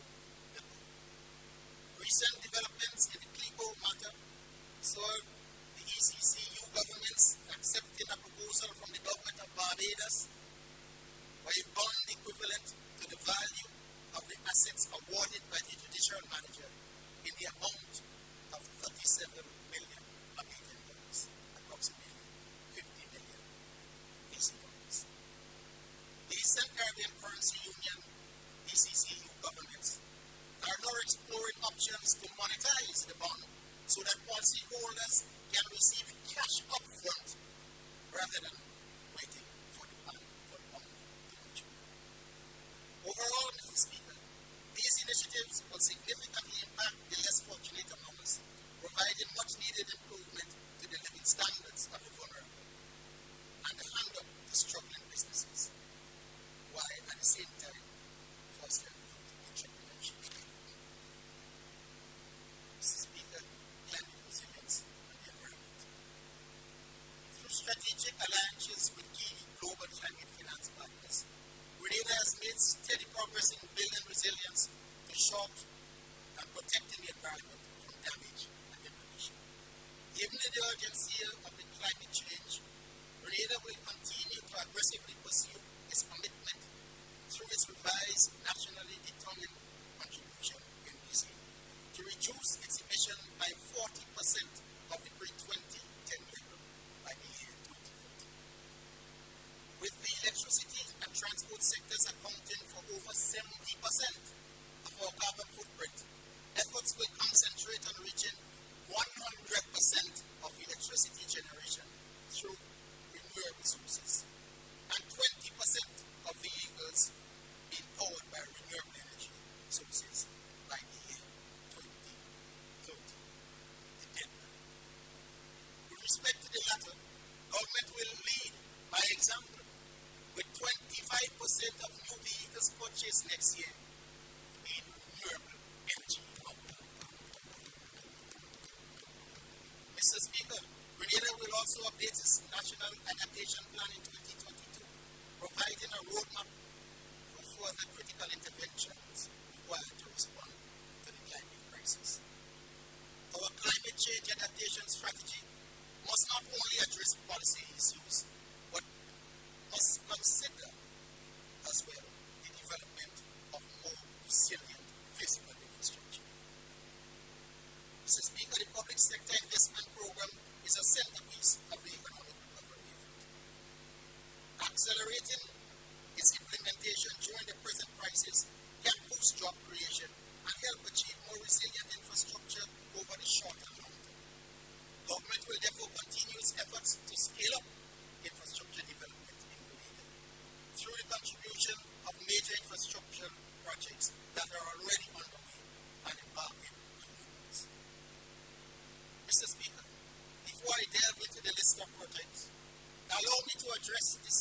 serious misinformation around the use of the National Transformation Fund. Mr. Speaker, there is a concerted effort to create a perception that there is no accountability and transparency in the use of the MTF resources. This is very far from the truth. All MTF spending is approved every year in this honorable house, Mr. Speaker, and is included in the estimates of revenue and expenditure. In elaborating in some of the major public sector projects, I will highlight those that are funded by the MTF. Further, Mr. Speaker, the MTF regulations are clear on setting aside 40% of all MTF resources for emergencies and debt reduction. It begs the question, therefore, Mr. Speaker, is there really a lack of transparency and accountability in the use of the MTF resources? Or is there an ulterior motive to discredit the acute management of the country's financial resources? Projects, Mr. Speaker. St. John's River Flood Mitigation Project. I wish to thank the residents and businesses in River Road and the surrounding areas for their patience and understanding as it relates to this project. This community has long been affected by flooding, and this project seeks to alleviate that. The allocation of $25 million for the completion of this project next year is funded entirely from the MTF resources. Monkuma Road construction. Mr. Speaker, the reconstruction of the Monkuma Road will provide an alternative and shorter route for users of the Western Main Road corridor to get to and from the town of St. George.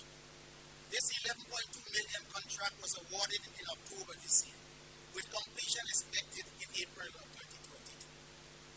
An allocation of $3 million will go towards the continuation of the project next year. Mr. Speaker, this is another construction project that is funded entirely from MTF resources. Grenada Commercial Complex. This important project, Mr. Speaker, has been delayed, but are now being reviewed. Contractors' bids are with the procurement division in the Ministry of Finance. An amount of $4 million has been budgeted for the rollout of this project next year. This again, Mr. Speaker, is a project funded entirely by the MTF. Grenada Resilience Improvement Project. This, Mr. Speaker, is a $40 million project. It subsidies the Regional Disaster Vulnerability Risk Reduction Project, under which several schools and medical facilities are reconstructed. The Grenada Resilience Improvement Project, which seeks to address coastal erosion and flood risk along the eastern Main Road, as well as the reconstruction of the Balthazar Bridge, will be considered by the World Bank in March 2022. Once approved, this project will be completed within 18 to 24 months. The Western Main Road Corridor Upgrade Project. Mr. Speaker, travel along the western corridor of the island continues to pose a challenge for motorists. After months of delay and non-performance, Grenada terminated the contract of the design and consultancy firm hired for this project. The second ramped firm is now engaged in design works, and actual construction is expected to commence next year.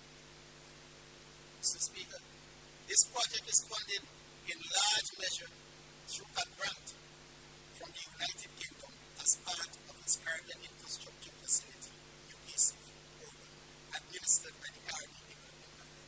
An amount of $16 million is allocated to be spent in 2022. The Mordinian Landscape Rehabilitation Project.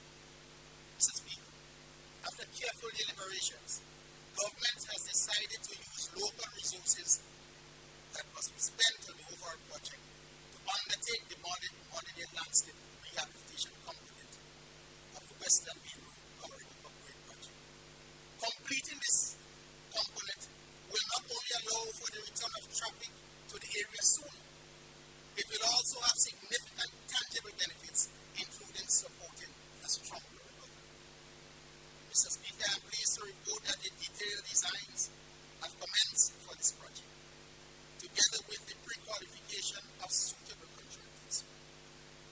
construction works will commence in the first quarter of next year, and $6 million has been approved for this project in 2022. Grenada Climate Resilience Water Sector Project, GCRUS. Mr. Speaker, as program, implementation under this $125 million project, which is jointly funded by the Green Climate Fund, the German government, and the government of Grenada, commenced in earnest this year. Several critical activities were finalized, including procurement of key experts, completion of all conditions precedent to the disbursement of the grant funding, and receipt of the first drawing. It is anticipated that full construction works on the project will commence in 2022. Enhanced direct access project.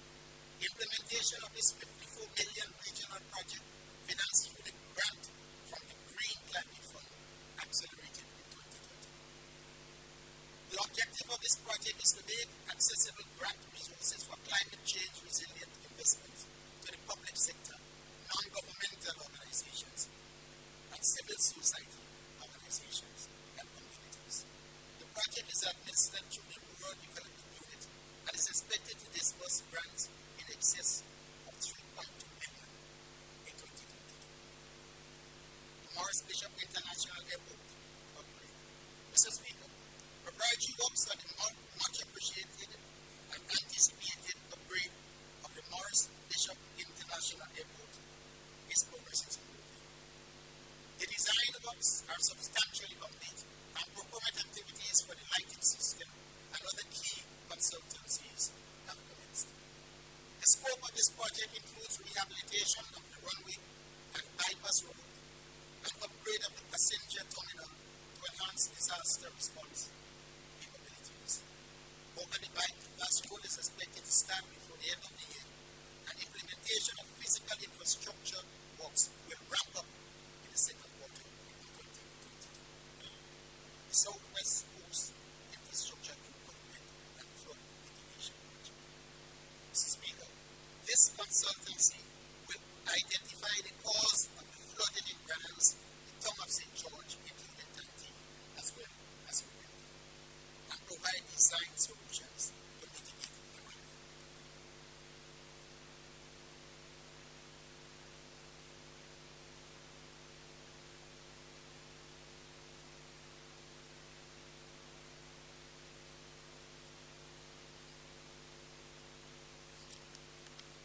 Mr. Speaker, the consultant has been selected following the tender process, and we are now awaiting from the Kuwait Fund for Arab Economic Development, which is financing the consultancy through a grant of $3 million with no objection to award the contract. St. Patrick Road Rehabilitation and Upgrading Project Phase 1. Mr. Speaker, work on this project is 95% completed. The total cost of Phase 1 has increased by $6 million due to increase in the workload for the project, making that project now worth $30 million. Completion is expected in the first quarter of 2022. This project has created employment opportunities for over 500 persons in the neighboring communities and has further strengthened the country's stock of resilient infrastructure. An amount of $2.5 million has been budgeted for the remaining activities under this project. Phase 2 of this project is being pursued with the OPEC Fund for International Development (OFID) to address the remaining road sections already identified in the overall project. The Sutter's Breakwater Project. Mr. Speaker, the Sutter's Breakwater Project seeks to prevent the further deterioration of the shoreline and properties in the Sutter's Bay area. The project design will include a series of breakwaters combined with a development in the most damaged areas of the shoreline. An engineering design consultancy firm has already been proposed. The construction phase of this project is expected to commence in the fourth quarter of 2022, with the creation of several hundred jobs over its 18 months duration. The National Disaster Rehabilitation and Reconstruction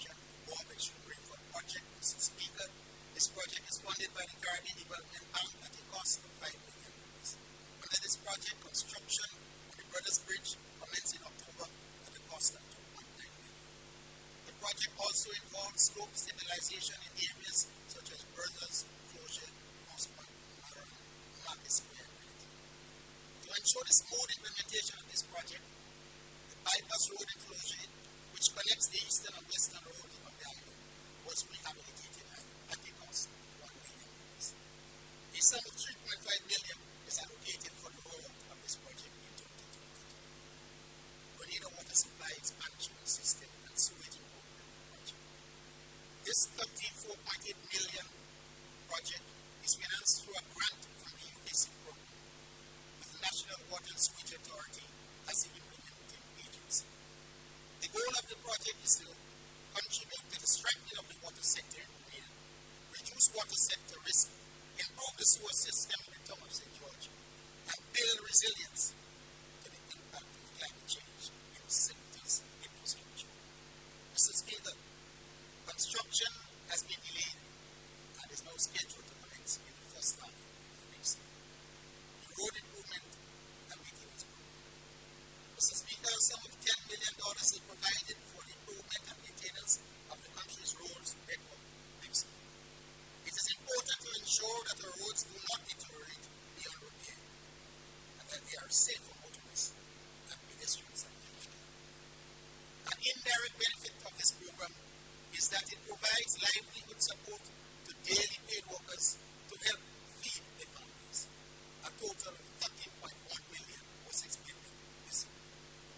Public works. Mr. Speaker, under this program, government continues to undertake small-scale infrastructure works with tremendous positive impact, including the creation of jobs in the rural economies. For 2021, $19.9 million was invested in concrete pavements, retaining walls, drains, and culverts to protect the integrity of our road infrastructure, utilities, and private properties along the country's road network. A sum of $10 million is allocated for the concrete roads program next year, with a potential to create over 1,000 construction jobs. Mr. Speaker, this year, asphalt works were undertaken on paper sections of our road network throughout our country at a cost of $15.5 million. A sum of $12 million is allocated for the continuation of this program next year. One of the major problems affecting the asphalt programs, Mr. Speaker, is the availability of hot mix asphalt. Mr. Speaker, to address this problem and improve the efficiency and effectiveness of the program, government has entered into a lease arrangement to revive the telescope quarry to support the production of hot mix asphalt and aggregates. This increased production of hot mix asphalt will provide job opportunities for residents in telescope and surrounding areas.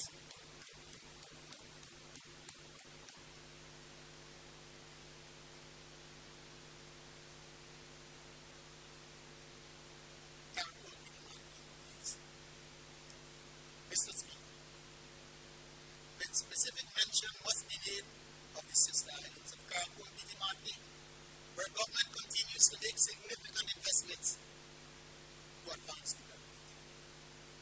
The sum budgeted under the Ministry of Carriacou and Petite Martinique Affairs for 2022 is $19.5 million, an increase of $2.3 million over 2020.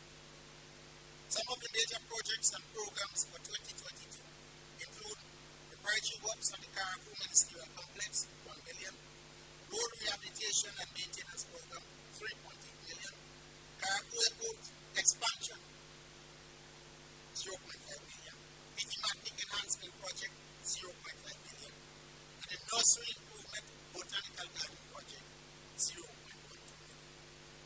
Mr. Speaker, several other interventions across various areas, including in agriculture and fisheries, infrastructure development, housing, health and wellness, social protection, and community empowerment, youth development, among others, will also be implemented on the sister islands. Mr. Speaker, while on the topic of Carriacou and Petite Martinique, I wish to remind that the COVID-19 Economic Support Secretariat, CES office, is housed in the Resource Center in Carriacou to provide support under the stimulus package for eligible citizens. The foregoing, Mr. Speaker, is example of the many projects and programs within the public sector that will generate in excess of 4,500 jobs and income opportunities in the construction sector. A detailed breakdown of the BSIP can be found in the estimates of revenue and expenditure. Other cost of living relief measures. Mr. Speaker, multiple references have been made in this budget statement to the debilitating effects of the pandemic on livelihoods, businesses, education, just about every aspect of our lives. For close to 2 years, we have witnessed the physical and financial toll of the pandemic and have heard the agonizing cry of our constituents as they face economic challenges. As parliamentarians, Mr. Speaker, we continue to receive an increasing number of requests for help. In some cases, from people who have never had to seek help before. Across all strata of the society, there is a palpable need as people are battered, Mr. Speaker, by the disruptive winds of the pandemic. Their own desire, the one desire, is life. At times, Mr. Speaker, the requests are even beyond our reach, but we try as best we can, recognizing that one of the most important responsibilities in this life is to be our brothers.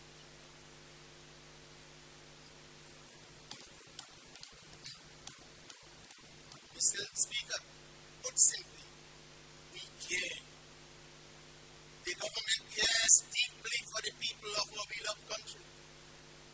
Therefore, we have constantly sought to identify measures to bring much needed relief to the citizens of Grenada, carriacou, and Partygrenada. Further to the many initiatives identified earlier, including cash transfers for the vulnerable, unemployment benefits, internet connectivity program, loan support measures for entrepreneurs, and grant support for youth entrepreneurship. Government finds it necessary to expand the reach of this much-needed relief effort.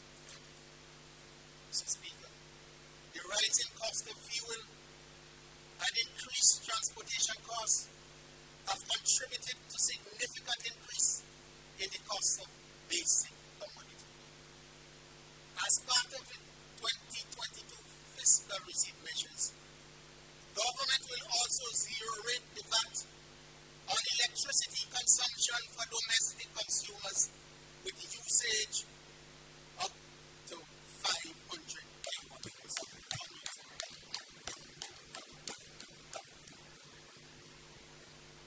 Government will also remove the environmental levy for all category of consumers whose usage does not exceed 500 kilowatts. In other words, Mr. Speaker, domestic customers consuming up to a maximum of 500 kilowatt hours per month will be relieved of government charges on their electricity needs.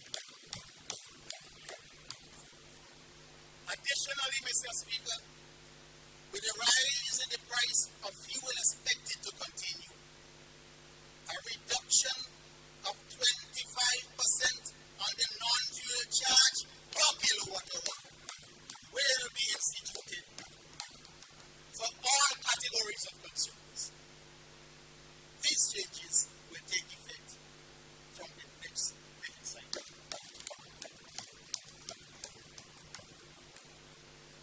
Mr. Speaker, consider for a moment, would this have been possible with WRB as owners of Grenada?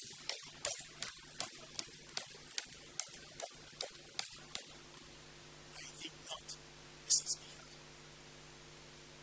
Government's ability to initiate these relief measures in the electricity rate is only possible because the government of Grenada now has controlling shares.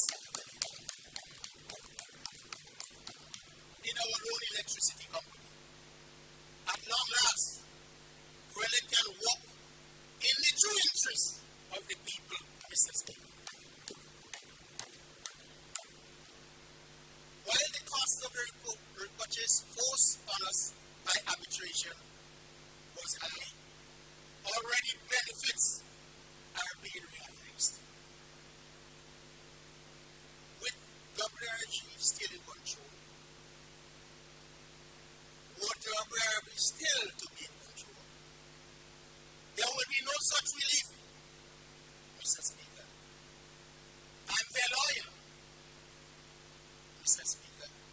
Their lawyer, Mr. Speaker, will definitely be in the forefront, in the courts, preventing any arrangement for meaningful relief for the people pursued by this government. Mr. Speaker, the slump in supply and consumption at the height of the pandemic triggered increased costs for fuel. And in recent months, motorists have paid more at the pump. Government will implement a cap of $15 per gallon of gasoline and diesel, effective from the next petroleum price change on December 18th, 2020.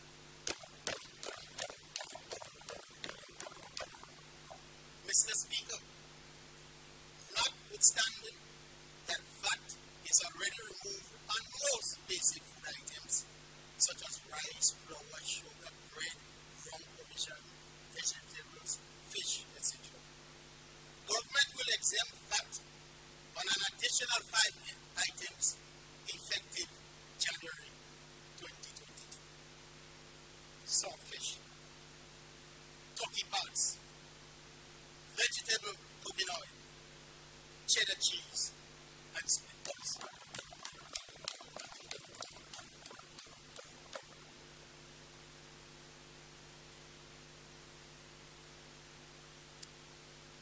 Mr. Speaker, against the background of reduced revenue, these initiatives impose a tremendous burden on the part of the government. But we are convinced that this is the appropriate course of action and one which will stimulate more activity in the local economy and fuel the recovery process. Mr. Speaker, notwithstanding the significant fall in revenue since the onset of the pandemic, government has consistently honored its monthly wage bill, which including pensions amount to roughly $30 million per month, Mr. Speaker. Moreover, I am pleased to report that we have settled in full all outstanding increases to teachers, post officers, public servants, and the pensioners. Furthermore, Mr. Speaker, the 4% increase due in 2022 will take effect from January, and government will honor its obligation to public officers. Mr. Speaker, workers and contracts have long been clamoring for better conditions. Cabinet has directed the Department of Public Administration to develop a framework for addressing the concerns of these employees.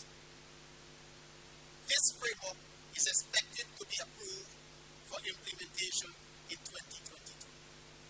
The minister responsible for DPA will speak about this in further detail.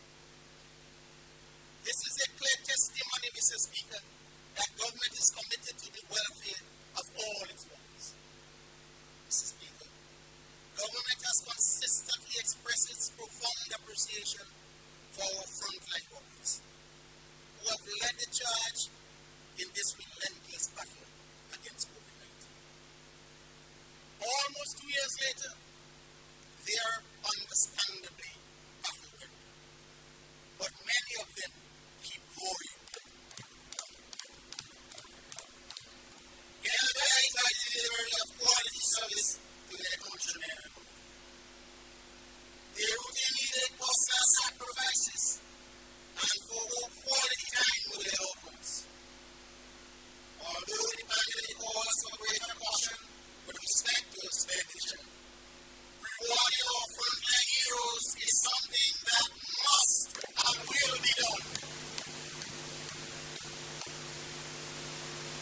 business today show appreciation in a tangible way.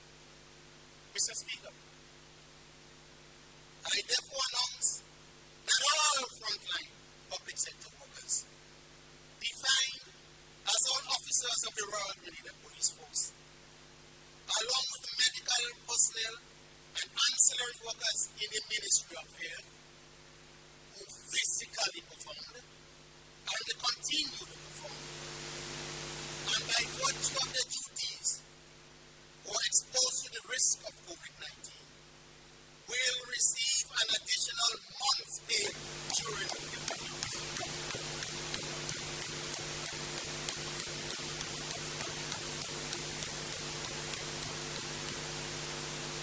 This is a token of government's immense appreciation for your selfless service in leading this crucial fight against COVID-19. We acknowledge the tremendous sacrifice made in helping to keep our beloved country and the people safe. We thank you and we applaud your efforts.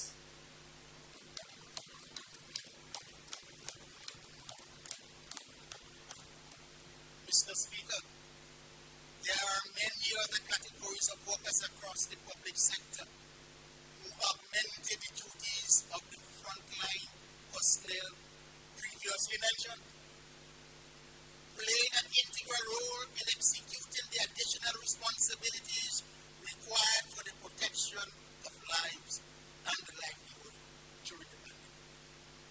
These workers, Mr. Speaker, will receive similar reward based on established criteria.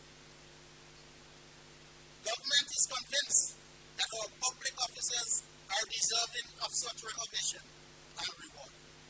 For without their committed service, a challenging period in our country's history would be made even more difficult. Mr. Speaker, government recognizes the hard work and dedication of many other public workers. As such, all other workers in the public sector who consistently perform duties from the onset of the pandemic to date will receive an additional half month's pay in December.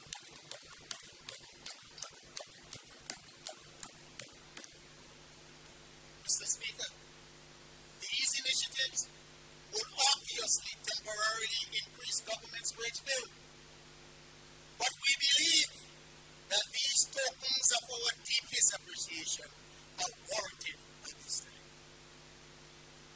Mr. Speaker, we are well aware that the pandemic has created a financial challenge across many sectors, but we want to encourage statutory bodies and private sector entities to also consider sharing a small token of appreciation with their employees this Christmas. Acknowledgement.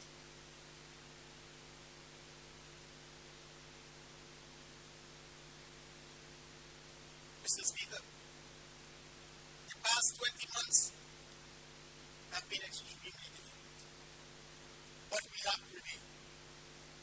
I am indeed thankful to all who have given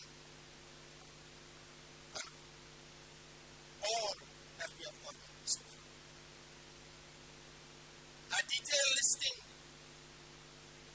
of acknowledgements can be found in the printed version of the statement.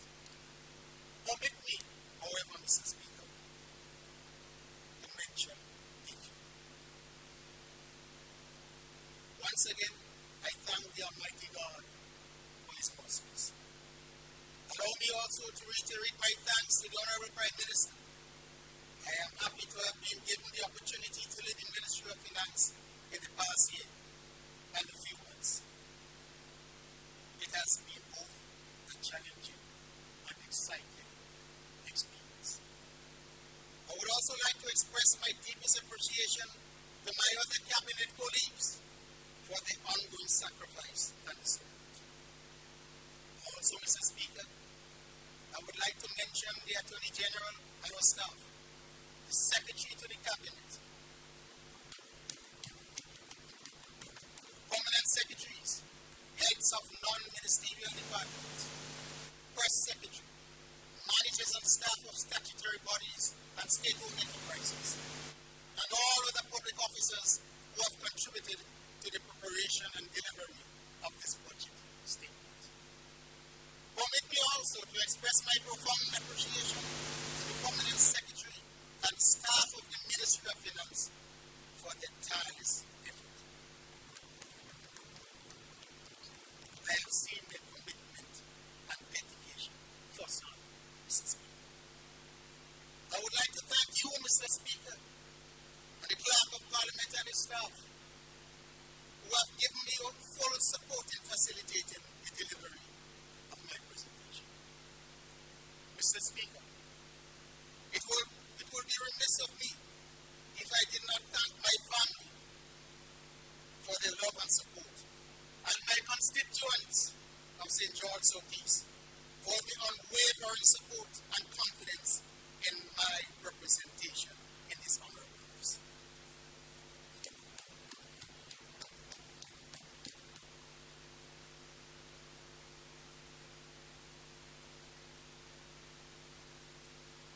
Conclusion. Mr. Speaker, this budget demonstrates in no uncertain terms the actions of a government by the people, for the people, and of the people. Mr. Speaker, we are in the fight of our lives, literally and figuratively, as we combat an unseen enemy that threatens our very existence and our means of survival. But we are battle ready. We have weathered many storms before, and we are resilient. The pandemic may be far from over, but we are not done fighting. The indomitable will of the people of Grenada, embedded in the spirit of our ancestors, will reveal. We are determined to protect the development gains achieved through the immense sacrifices of our people. Our economy will survive and our people will thrive. Investor confidence is high and many opportunities abound on this path towards sustainable or inclusive development. The period of darkness that enveloped us, forcing businesses to shut their doors, has given way to the dawn of a new day, illuminated with hope, optimism, and confidence. The future we wished for is now. Let us embrace it in furtherance of our developmental objectives. Jobs are returning, unemployment is falling, government revenues are strengthening. These are all remarkable achievements considering the economy and the enormity of the challenges posed by COVID-19. Mr. Speaker, we did not come this far to fail. Going forward, government will continue its astute management of the economy. And as a people, we must engage in responsible behavior that will not further compromise hard-won development gains or impede the recovery process. Vaccination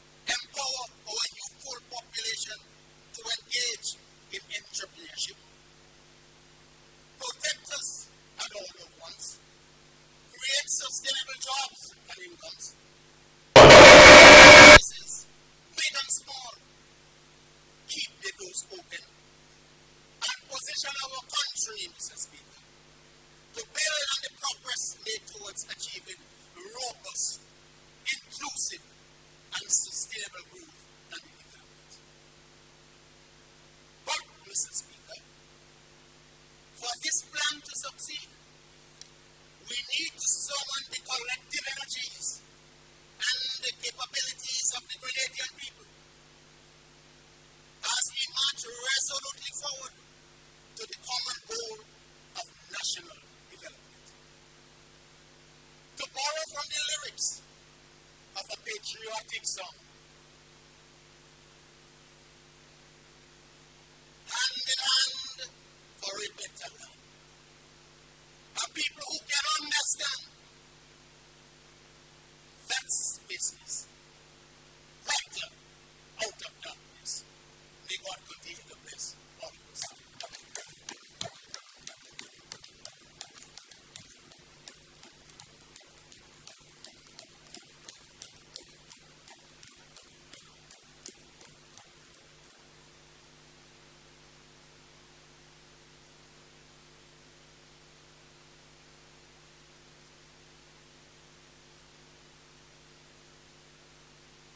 Thank you,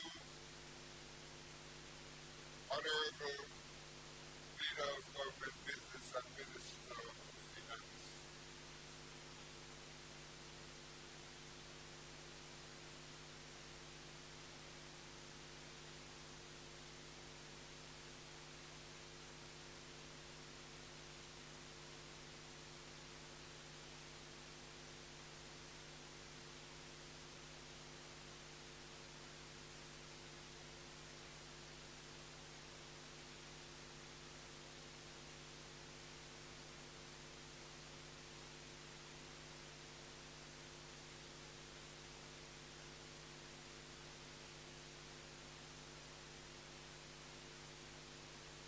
Honorable members,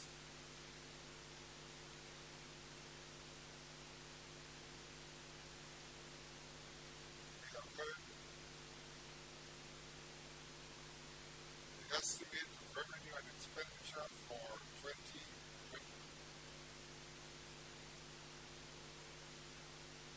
This is the motion that is before us.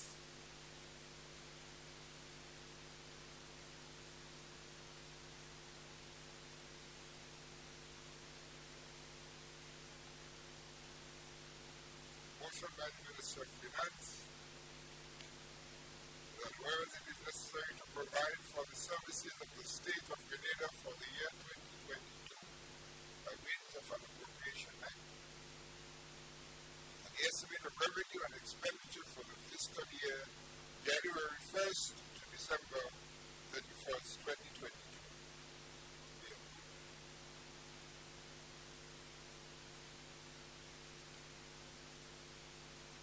Leader of Government Business. Thank you, Mr. Speaker. As is the customary, Mr. Speaker, after the budget presentation, I wish to propose that this House doth know the tune Monday, 29th November at 9 o'clock in the evening.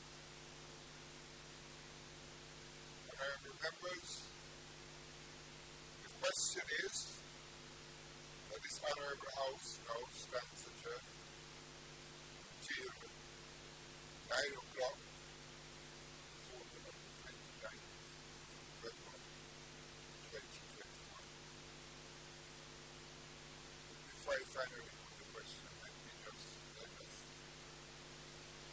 we continue with the debate on the budget, which would be taking place from Monday, 29th. Let me remind all parliamentary representatives to refer to Standing Order 40, which deals with debate on the budget. And to remind you that as parliamentary representative for your constituency will be listening to hear one part of that budget satisfies them. Right move, just let me pass a message from a gentleman in the farmer. He said to me, Mr. Pierre, I know you're going down to the budget. Tell them for me I want to prepare my own budget. But in order to prepare my budget, I have to know, because I deal with nutmeg, I deal with cocoa, have the strength again to worry too much about bananas. With my nutmeg, I'm selling dry nutmeg. I'm getting paid for it as green nutmeg. All it is spoiled because I'm being able to sell my nutmeg now every 2 weeks. You see, but I have to spend my time on my land, seeing after my nutmegs. And it's a waste of time to me because I cannot bring them sweet. I'm an independent man. I don't like to ask for my love. For my love. I want to work for the money. He said, my cocoa. I only hear sometimes that they buy cocoa. So my cocoa still on the tree. And by the time I get the chance to cut it, I'm getting young cocoa seedlings coming out. So please ask them for me. Tell me how they want it. So I leave that in the hands of the leaders who will talk to the farmer for his nutmegs and his cocoa because he is suffering. Honorable members, the question is that this honorable house stands adjourned until Monday the 29th at 9 in the morning. For those of that opinion say aye, for the contrary opinion say nay, think the ayes have it, the ayes have it.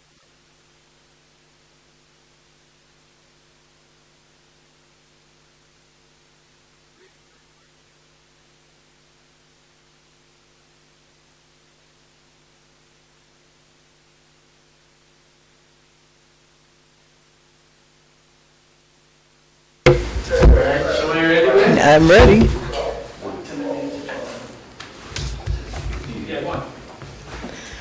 Well, folks, we just heard the 2022 estimates of income and expenditure delivered here by the Minister of Finance, Honorable Gregory Bowen, a $1.3 billion budget, one that offers quite a lot for future development of our island. Ending with a quote from the mighty dictator, hand in hand for a better land, people who can understand, that's business, brighter out of darkness.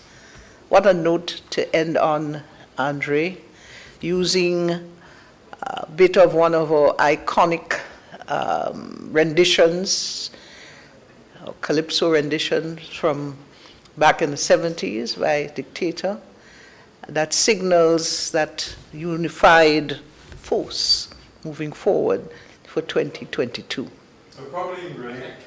Probably in Grenada, Sherma, the song that can be considered more popular than that might be Independence, the Independence song. Well, yes, yeah, indeed. and that song in itself is a national song and a song that can be used at any time. And it is great to see the minister stretching back through the years, going back to the 1970s, and bringing us a very important line. And Shoma, as you said, hand in hand for a better land, a people who can understand, that's business, bright out of darkness. Shoma, I have sung that song, but I've never realized that there was a little bit, that's business. You didn't know about the business I part of it. didn't know about That's that part business. at all. That's if we business. stay together hand in hand, trust me, that's good business. That's good business. You know, and definitely I like the fact that it was used in that manner, especially as we move into 2022, coming out of all that we have had for this particular year, of course, the pandemic. It tells us that we have to move on hand in hand for a better land. The budget basically spoke to, as rounded up by the minister, to help us cushion the economic fallout of the pandemic. Of course, we know that we've had quite a challenging economic time. It also is to empower our youthful population to engage in entrepreneurship, and that has been a call that's been going on for the last few years, and not only just a call, but a lot has been put in place for young people to get involved in their own operations, their own business. We've seen some initiatives over the last few years. Protect us and our loved ones, and we're talking about protecting us presently from COVID, being vaccinated and ensuring that we carry the policies on a daily basis in our lives, creating sustainable jobs and income, helping our businesses, big and or small, keep their doors open, and positioning our country to build on the progress made towards developing ourselves. So we've heard in summary what the budget is offering for 2022. Nicely put, I must say, telling us what we ought to be aware of if we want to achieve the things that we want to achieve. A lot has been said today. A lot has been said by the Minister, Sharma, but one must understand, and while I will not venture to say that it is, but one must understand that it may be a fact, it may happen that elections which are due in 2023, and the Prime Minister has always said that, hey, I don't necessarily go the full hog, so you can expect it. Are you speculating, Mr. Donald? Well, what can one say? One just has to listen to him and speculate. So yeah. it is a very accommodating budget. I do hope as you speak toward the elections, I do hope that the folks out there have been registering. Those who haven't will register, because when the bell rings, you want to be in the process. Well, that's for them, and that really and truly, as I said, I'm going to look forward to the discussions in the various areas as it relates to budget 2022. Yes. And interestingly, we see a sizable amount placed in the health sector, $97.1 million needed for that sector. We may sit and feel that we have come over the seriousness of the pandemic, but we also have to be cognizant of the fact that COVID is living with us. Mm-hmm. And we have to definitely be aware that we must be prepared at all times. So I think that the budget is very much in keeping with future thinking as to the possibilities or the probabilities that can come. We recently heard of a new strain, South African strain variant, that is now in some of the continental areas. United States is very concerned about it. As a matter of fact, in the news this morning, they are saying once it gets into Europe, the likelihood of it being in the United States is very real. And you know what they say when big United States sneeze. So we also, you know. But I do believe we have the opportunity to talk to some goodly folks who will be joining us to reflect on the budget that we've heard here today.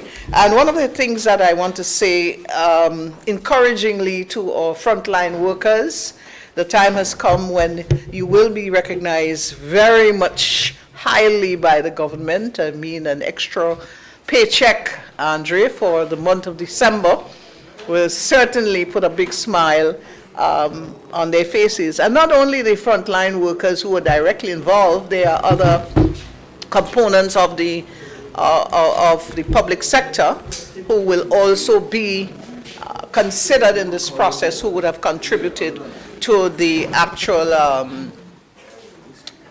dealing with the pandemic over the last few months. What we also have to realize here, Sharma, is that the economy, the Grenadian economy, is expected to grow by some 4.8% in 2022, and that, of course, is something that is extremely good for our country. And as we continue to struggle with the whole pandemic, it is good to know, Sharma, that we are going to see some growth, or we are looking forward to see some growth in 2022 in relation to our economy.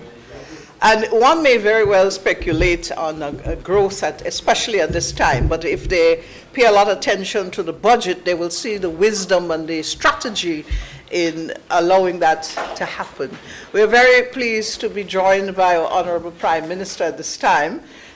It's always an honor, sir. Welcome to the little discussion here on the budget. Well, it's good to be here, of course, and after what I consider to be the delivery of a very impactful budget. Indeed. For 2022. Yeah, it was indeed a wonderful budget by the Minister of Finance. But of course, sir, you would have known a lot that would have been in the budget. But what do you think stands out more, or most, that should be, for the people of Grenada in this budget? Well, I think the minister, in his very astute presentation, would have captured it. The government's care for people in a time of a lot of pain. I think that's the message. There were lots of initiatives that demonstrate that variable I just mentioned, but I think the key thing is showing that you feel the pain of what's taking place outside there. And the benefits that will come will, in fact, hopefully help most of the people. There's certainly small businesses were under tremendous pressure for the last 2 years. Some of them may not even survive, which is very difficult to deal with. The question of the relief on the electricity situation, we know that I've had my own constituents come to me and say, look at my bill, how do I cope? And I said, we understood the pain that was taking place out there. So the minister's spoken about it on two fronts.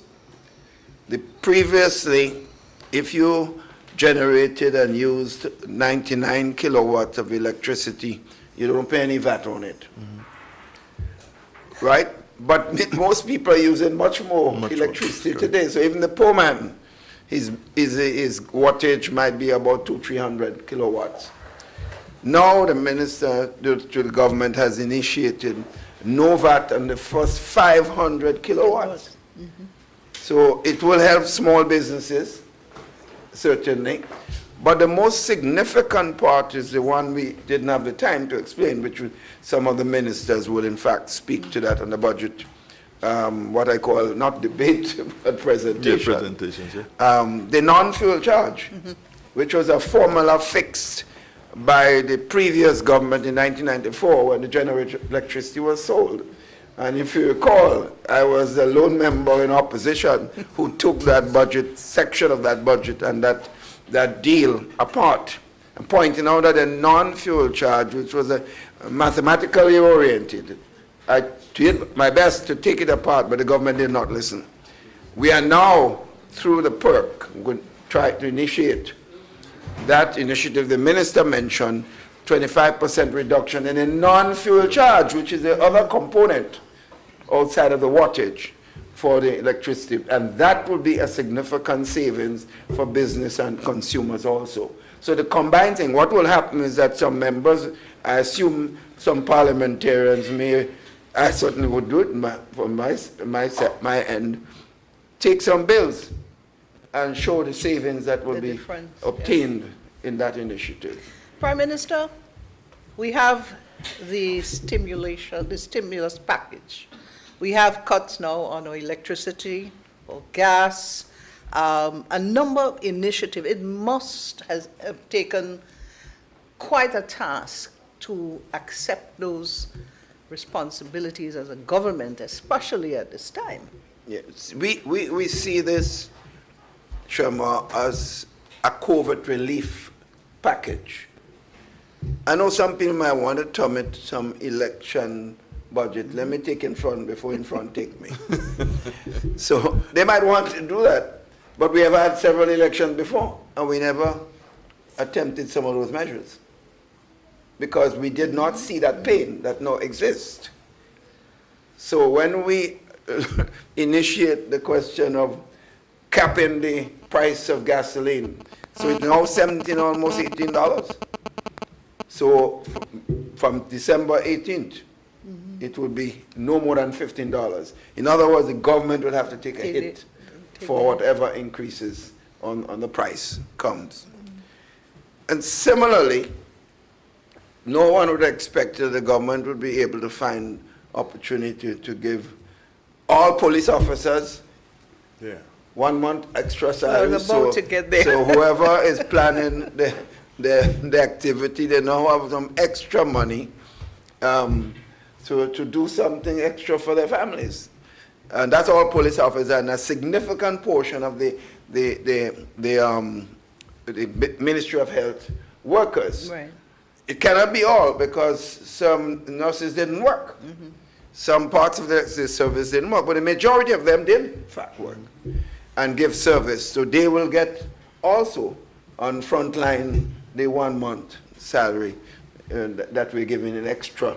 I always ask about the media, sir. How about GIS. GIS? That's your ministry. If they could bring a case for being defined as frontline workers, because the minister did say is others. If a case can be presented, well, I expected too. They would have to. The judge and the jury will sit. But I think just the fact that we are able to do this, a lot of the Imanis, they complain. Some of them have not felt the security that they need to have. They're getting another additional half month salary. Right. The contract workers, those wardens on the road, the wardens who do the program all year round, they're getting another half month.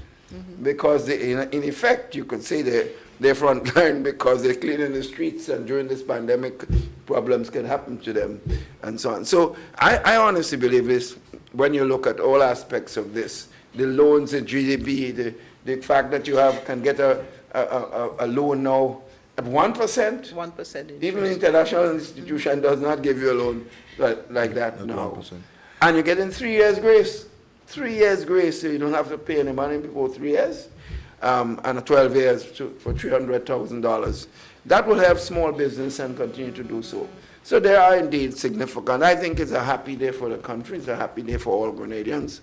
And certainly I hope that people would appreciate and understand the sacrifices. So what we want, as the minister quite rightly called on all Grenadians, let's pull our resources together in uniting effort to deal with this pandemic, which is ongoing, because we can't relax. And we do not want to go back to where we were in August of this year or where we were in March last year. So we need everyone. We could have our own individual social activities, but do it responsibly so that we do not have to fall back to what we went through before. Prime Minister, in spite of the economic challenges that we've been facing in the last few months, it's obvious that the construction industry has been growing by leaps and bounds. Yes. As a matter of fact, homeowners who are now looking for some material complain that it runs out from the hardware stores and so on because of that. Yes. That didn't seem to have continued even during the pandemic, and it's still ongoing. That's a big positive sign. Yeah, I think it's a good sign of investor confidence and people willing to take risks despite the pandemic and all the problems associated with it. So it's a good thing for the country, and I think it's a good thing for the people of our country in a general sense. So I'm happy for this. I know that the minister alluded to the fact that you are the ones responsible for the contracted workers in the country. I will be speaking at length on this. You will. So yeah, because I understand some of the problems, the fact that some of the contracts are not long enough. The security status of the contract is an issue, and they do not. We generally, when increases are given, they do not get it, and therefore we are correcting that on this budget activity initiative of the Minister of Finance, and all other related activities of contract workers would in fact be explained more thoroughly than the minister was able to do on a budget presentation. I think it'd be interesting for our nation to listen to members on this. Normally when the Minister of Finance speaks, that literally the rest is about what happening to your constituents. But I think now with this one, There are a number of things that the minister in his presentation were quite substantive announcement Yes. that cannot be explained in its totality. So I think each member would take a portion of that in certain areas and do more explanation and give examples as it explains some of the initiatives of the Minister of Finance. For me, finally, Prime Minister, the carriacou relief for the Eastern Caribbean, not just for Grenada. Speak to that. Well, in short, what is happening, that we had to take what we get, because clearly people will not get back all the investment. But initially, some of us are losing hope that we'll get anything. So I think the Barbados government, through the court system, has in fact agreed, and that in that formula, and therefore I think it will bring again relief to a number of people who are battered with that whole carriacou debacle that resulted in a loss of people's pension savings and so on, and some of the more workers in more difficult position economically suffered the most. Okay. Prime Minister, final words from you to our nation. Budget for 2022 is a very promising one.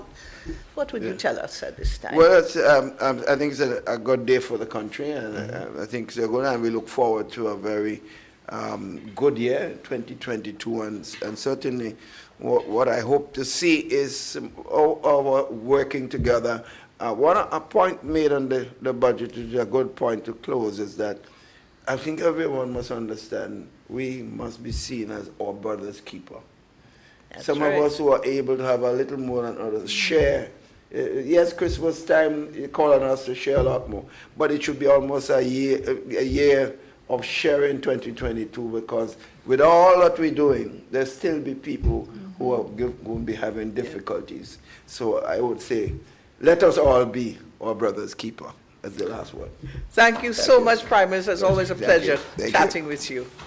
Well, folks, we've heard from dear Prime Minister, Honorable Dr. Keith Mitchell, and it's always good to hear his words of wisdom. He's been the Minister of Finance for a number of years. I've stopped counting them. Yeah. But certainly not the big star today, because, of course, the Minister of Finance who has delivered the budget. A new sheriff in town? New sheriff in terms of the budget. We'll be speaking with him going forward. We continue to bring you some discussion with some folks here today as it relates to the budget, and give you a better insight as to their understanding, their feelings, their continued contribution to development of the nation. So I do believe we have someone who will be joining us. But what I want to do here, Shoma, is to take a quote from the budget, and it says here, vaccination is a choice, but it is the right choice. Yes, Mr. Speaker, the right choice. We have to reverse vaccine hesitancy so that more of our people can have a fighting chance to survive this health crisis. End of quote. And that was a quote, Shoma, in coming to close to the end of the budget that was delivered, of course, by our Minister for Finance, the Honorable Gregory Boyne. Shoma, I think you have him now? Well, I do. And before I say that, I believe that vaccination has become a part of our lifestyle, a way of life. We cannot get rid of the fact that COVID is here with us. And in order for us to be able to live with it, we have to take the precautionary measures. And one of them includes being vaccinated. The hesitancy, well, I'm hopeful that in 2022 that will rise much higher. I see that we have actually reached the 40,000 mark in first and second vaccination, and we're hopeful that it will grow even bigger. Let me take the opportunity to welcome the star of the show, what a way to put it anyway, the Honorable Gregory Boyne, his second delivery of Grenada's budget for 2022. What a budget indeed. And welcome to the discussion. So much has been placed into this. It must have been, like I said to the Prime Minister, a very trying time to put together such a budget under the circumstances which we presently exist. A lot of help to a lot of sectors, You talk about the youth, you talk about agriculture, the development again of tourism. I mean, just about every Grenadian will be touched one way or the other with the stimulus packages that are there, the various aspects. Once you talk about gas and electricity, you're talking about the nation, sir. What a budget indeed. It must have been a task. Thank you very much, Norman, and thank you very much for your co-host. And a very pleasant morning to the listening and viewing public. Let me start. Yes, it is a very, very touching budget. But I want to remind us, this all started, the fact that we can do this and bring relief to the people, things started way back in 2013 and 14. That was when we embarked on the program. And since then, we were saying we will build economic resilience. I think the people, even those of us in government, have just been seeing what you call economic resilience. We could only have done what we did today because of what we built from 2014 come up. At that point, we went on the homegrown project. I was since then the leader of government building. And the framework we passed, the laws we passed, I had to interact with the Ministry of Finance and the IMF and the World Bank as we were putting these laws in place. Before a sitting of the House of Representatives, I would get calls from the lawyers of the World Bank. Change this, change that. I said I will go to my colleagues and change it. But they asked, how come that you're doing this so well and the other countries in the world we have battle? And my response to them, I will do what is right. It is because of those changes that we are here today and that we can take from the buffer that we build in. Since in 2013. Since in 2013, that buffer that we built coming up to provide, because the measures that we take will impact on government revenues. And the fact that we could survive since then with revenues being down, when other persons, have to be borrowing and doing things like that. And the bank and the IMF today recognize the fact that Grenada has a buffer. Now, as we move with it, this is what I want to remind our people in particular. We must dip out of the buffer in order to let our people survive and to recover. But we have a fundamental responsibility to rebuild that buffer. So up to 2030. You had quite a sizable buffer in 2013. 2013 we were negative, we had nothing. Okay. So we I mean the building of it, yes. Oh yes, we have built up a buffer. We were very astute, no expenditure except what is necessary, and we build. And at that time, when they said a war, we could see, a hurricane, we could see, but we never envisaged a health problem. A health problem. Never did, we never saw it before. But that is in the law. If we hit by a health problem, I know we have been hit by a health problem and we are there. So yes, the budget today is only possible. In other words, I could say with a great degree of confidence that another administration could not have fought because they would not have built the buffer. The buffer. There were stiff things that we had to do, and we took it, our constituents, and I'm saying the people of Grenada, they worked with us. They knew where we came from. Remember, some of them could not pay the loans, the vehicles were being repossessed. But when we came into 2017 and this died down, then you start to see the reluctance. Why are you keeping the string around my neck? Now we will see what has happened. So we have put out, and this budget, a lot have been put out in this budget. So in 22, 23, 24, we may still continue to put out a little bit, zero, and the rebuilding must start. Must start again. Must start again. Minister, the health budget has been increased by about $2.2 million, correct? Do you think that that is enough, or is it a situation that is what the government could have afforded to do at this particular point in time? And I will put that question again to the Minister of Health when he gets it. But how do you respond to that? I would say 2021, there was significant spending. In other words, 19, and possibly 20, it was there. So if you by that point in time, if you ask me if 2 million is above for then, but in 2021 the expenditure shot up. Yeah. It shot up. And we have a lot of things now that we would not be doing to the big degree. We hope we don't get that blow from COVID again.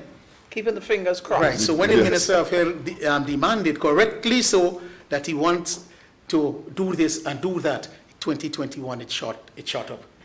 So we say now we still budget above that, but we expect certain things to go back down. And with the Minister for Health, and we applaud him and his team, right, and those who are around him, we expect them to bring those expenditure back down. Yet, we did not reduce the 2021 level, we added to it. Yeah. So from that aspect, we believe that it is insufficient. Pray God, as you say. We keeping fingers crossed. And the Minister has a great team around him. Minister, I want to reflect a little bit on the things that are hitting at home. Electricity, gas. Quite a relief in those two areas. And I know that it's said that the government is definitely going to take a hit in terms of income there.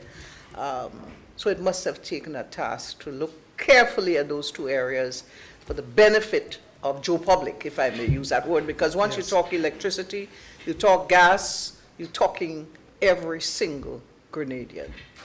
That is certainly so. And you kept it there, but it has been rising. It has. You see, if it were not rising, then you could remain there, and the public would not have been affected. But businesses are infected. They want to come back. People must go back to work. And for months, they had nothing done. The bus association, the busmen, have been crying about, but you cannot make a decision only for the buses to come back. You must look at your buffer and know that you may have to keep it for a long time and know when to commence it. So businesses are starting to reopen the door. All right? Things are coming back. So you have to help the economy. And yes, the bus association will fall within that framework. Yeah, so they will benefit. And the persons who are using the bus will also benefit out of it. That is them. The electricity sector is of critical importance. I remember when we were passing the rules and the laws, and a lot of it in ex-era, that is to reform the POC and the others, a very astute, experienced, world-renowned economist said to me, unless you get your energy price under control, you have done a lot. You will not reap the maximum benefits of what you can for the economy. No, business, the sector, the hotel sector, all small and medium-sized businesses, they all are impacted. I think you are the Minister for Tourism, she tell you how much they pay compared to others. And when you have this continued rise, we will not recover unless we did something to the price of electricity. And we want to know that when we look at the issue, the fuel surcharge is a pass-through. You can't do anything about it. It's come from way out of the world. But the non-fuel surcharge is what you can operate on. And that is where we can bring a relief. And that's where we said it is only because the government has control of the system now that you can really impose. And we're not doing this without looking exactly at the company. In other words, we all look at it, because you must know that being a state enterprise with government shareholder, the debt in the company is your debt and my debt under the Public Finance Management Act. So I was about to ask you that, Minister. How do you think the company would, or the non-fuel surcharge that you're dropping that, how does that affect the company and the resources that they would have available to them to continue the development of the company? Let us put it this way, we'll ensure that the company does not falter, will not be hampered. You look at the cash flow they have at hand, and they will have to draw from that for the time being. They'll get a smaller income. That is known. And thereafter, when they reach that stage and they figure this is the point, we will be talking to them through all the exercise. right? And we understand our responsibility to ensure that the company does not flounder. And that will be part, of our task. The board will be talking to the Ministry of Finance, and they say, here we are, the little buffer here is reaching there, and then becomes now our task to work with them to ensure. And there are different methodologies for doing this, and we will ensure that they get what is necessary to continue to work and to continue to expand if necessary. Now, the trend is to move into renewables. So it is a total different ball game of simply just buying diesel and running an engine and go up on it. No. So we all have to work together. So it is within that context we'll say how much are we transiting into renewables. And even in that, they may say we don't have enough to do it. We have to work from the external resources, from the Green Climate Fund, from IRENA and all the others. So we'll be working jointly. This is what we could not have done before. We should have been a long way advanced with our renewables. But I think Sherma has the final one for you. Well, I want to reflect a little bit on something that was said by the Speaker of the House when he was wrapping up his delivery. Yes. And he spoke about a gentleman who wanted to sell his cocoa, nutmeg, and banana. He wanted to be able to sell it. He doesn't want handout and so on. And looking at agriculture, which has always been a talk, agriculture, tourism, and the young people in the nation who have an interest in that area, technology is extremely important to them. I noticed that there are some initiatives there that would allow that to expand into those areas, because they are no longer interested in the nutmeg, cocoa, and banana. They're interested in crops that can turn over quickly and that sort of thing. Exactly, yes. We do have one particular area that we want to move into. And as the consultation indicated to us, we must expand the Citizen by Investment program beyond the horizon of tourism. What the public may not be aware of is that we have the priority sectors and you invite investors to move into them. Now, they all see Grenada as tourists. You do have some small agricultural projects, but as you rightly say, you want the projects with technology. In that context, therefore, we will be expanding and giving the right incentives to persons to come and invest in a project in agriculture along the lines that you said. Manufacturing. We must have a component of money. So you could grow, but you take the crops and do something. That is where NMIB and the Bureau of Standards, they're positioning themselves with the European Union and other projects to meet the HACCP standard and to tell the people here what you must grow, how you must package in order to export. It might be what you call appropriate technology, in where the small cooperative will do just enough with a small bit of machine. That will be the small business investment program that we have. But if we go for a CBI program, where you have people coming in, putting millions of dollars out in a plant, we don't want to take away from the hotel. That will go too. But these persons may be given a little more incentive. So you come together. What we foresee is hundreds of millions of dollars going into one or two plants where you can buy things up, where the young people, thousands of them, will be employed in the technological processes that must go on. They sit with the protective clothing, and they have the computers, and it will tell them the temperature of this, how this is combining with this and the others to give you a product that will come from through the agricultural processes. That is what we want to get to do, and that is our aim. The Ministry of Agriculture is with it, the MNIB is with it, the Bureau of Standards is with it. Now we just have to move and tell the investors, instead of investing a certain sum, 1,000 of them will invest, $200-300 into the hotel. We say, yes, continue to do that, but you want to breed a new cadre that will now come and invest the same amount of monies in the processes of these technologically advanced agricultural systems. That will end up with a project that we can export. I finally want to ask you your opinion or your sentiments on the word that is used within the theme for 2020's budget, resilience. I often think that we're very resilient people. We've been through a lot. Ivan, for example, we bounced back nicely. Even our recent pandemic, I think we're bouncing back really good. So for the benefit of the folks out there, what does this word mean to you as the Minister of Finance? How do you see it coining into our existence in 2022, and what message you would like to say to us?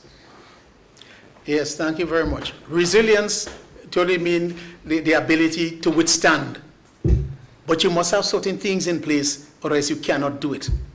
You must adapt to some things, the adaptation plan, and you must build resilience into everything you do. Like the infrastructure resilience means that when the hurricane comes, the tie strap and all these things we're doing in the new model of construction, it will prevent the hurricane from devastating your building. Mm-hmm. So that's infrastructure resilience. In the economic crisis, let's say financial, we did not have the background. We did not have the resilience to do that. Now we are built up. In the pandemic, and we can withstand because we have certain things. And all of them, whether it's the infrastructure, whether it's the health, point to the economic resilience. Mm-hmm. And how do you go for economic resilience? It has to have the financial back in it. Remember, the dollar is a common way of determining exchange and so on. Yeah. If you don't want to call it finance, you might get a new word. Let us suppose water was the main way of how you transact business. You must have a water resilience in order to take care of all of these things before you. So resilience, build up, that is what we need in order to help and do this. So it is the ability to withstand. If we did not build that buffer, if we did not, the buffer is the resilience always throughout everything. But then you have health resilience. Yeah. The people must be able to withstand if this new strain hits us. Right. That's resilience, the health resilience and so forth. By having the health center, the nurses, and all of that within the resilient program. So we're going to hear about the health resilience from our next speaker, right. I think. I think we're going to hear tourism the next session, but not necessarily health. I think it's going to be tourism. I specifically ask you that question, Minister, because it's something that people need to understand clearly. Yes. And we ourselves need to build our own exactly resilience. Personal resilience, yes. For example, we are facing it now. Those of us who were not resilient, they don't have the wherewithal to withstand. And those of us who are not vaccinated, exactly, not building our personal resilience. Exactly. So that is the crucial factor there. Yes. And I am saying that building the resilience through the buffers, through the sums of money. You have, the World Bank is now instituting a resilience and sustainability fund. And everybody was happy. I heard many of the leaders of the region said, we have been asking for something like this for 32 years, and here it's coming. Only 2 days when they're explaining to the Caribbean region, how do you access this resilience and Sustainability Development Fund, you got to enter a program with the IMF. I could see the shock of the people in the region. Yeah. No, Grenada did it voluntarily. And unless we understand, we have to make sacrifice to build the necessary resources. Once we build it and get to a certain level, we can relax and everybody can be enjoying the benefits of it. And I think we are getting there. But what happens if something occurs and you have to pay public servants and pensioners $30.4 million per month? It's a lot. How do you pay them, for example, if this thing hitting us and Minister Sealand is, they're doing the best to get us out of the doldrum, and they require 6 months with no income coming in? Resilience means you must have a buffer to pay them $30 million every month. Yes, or are you going to borrow? If you don't all have your rest of other commitments as well, yes. Yes. That I'm only talking about the public servant salary, not about the other rest of commitment. Where are you getting? You're going to borrow, and your debt to GDP ratio will skyrocket. There's a certain level that they would not give you, no matter what the emergency is. So that is resilience, being able to withstand. And I want to put on record my thanks to the people.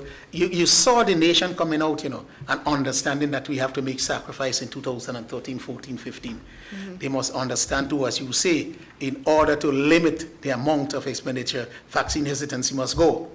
They must be vaccinated, because that will get us back to start to replenish our buffer, to ensure that our debt to GDP ratio, which was over 180, and which reached 57, which has gone back up now to 69, 70, we got to get it down, because if it hits over 100, no matter who you are, nobody, even the bank in Grenada, will not lend you any And money. we did reach over 100. We were back 100 long before. That's when we went in 13. Yes, and yes, that's when we started to go down.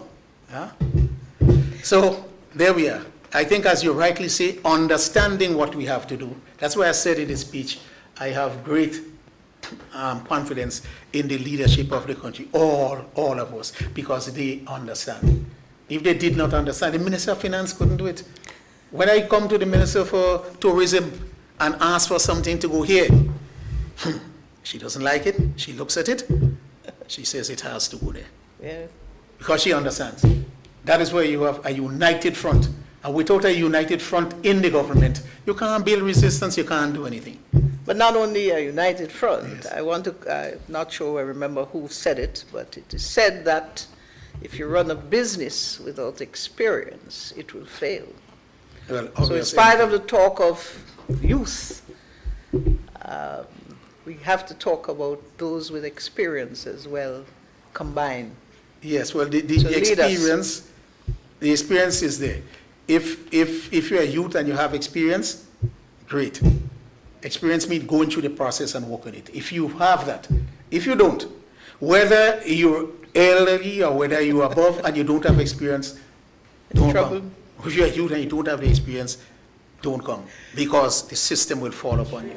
Thank you so much, Minister, and we wish you all the very best. It's a big task ahead now. As the process continues, the debate will take place, or the discussion in the houses, and implementation. Implementation, Yes. that's critical. We're Thank looking you. forward to the 18th of December. You will get it. Thank you very much. Traveling Thank you, over yes. the Grande Tank this morning, I had the pleasure of observing a number of buses filled with tourists making their way up the Grande Tank. Getting here this morning, a number of buses again, they were coming up to the area and going through the courtyard filled with tourists. That was indeed a pleasant sight, not just for me, but I know for the busmen who are making a dollar again out of tourism, cruise tourism, that is. And speaking of tourism, we are now joined by the Minister for Tourism, the Honorable Clarice Modeste, who of course is the parliamentary representative for the St. Mark constituency. Minister for Tourism, good day and welcome to the microphones of the Government Information Service. You've succeeded, if I can put it that way, and you've only succeeded because the gentleman we're going to speak to next, Minister Steele, allowed you to succeed, correct?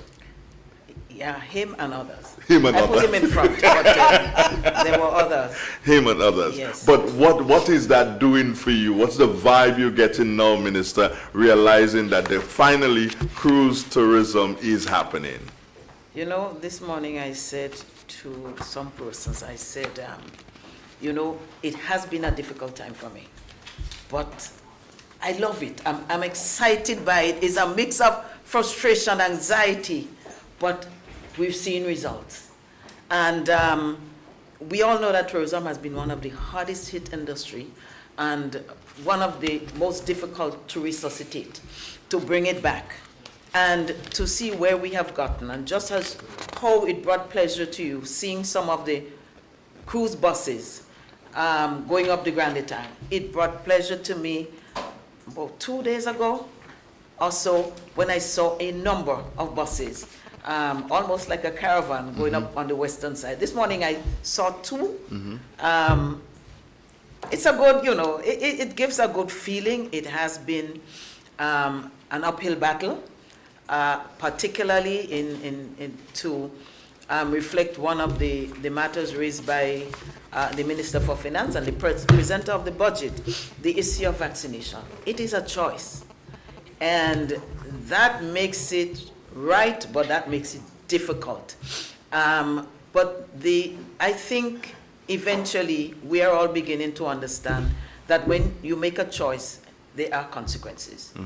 And you can't have in choices, you don't have everything, you don't have both. And we're faced with two choices. We open up, we allow the tourists to come, we allow livelihood to thrive, and for people to live again.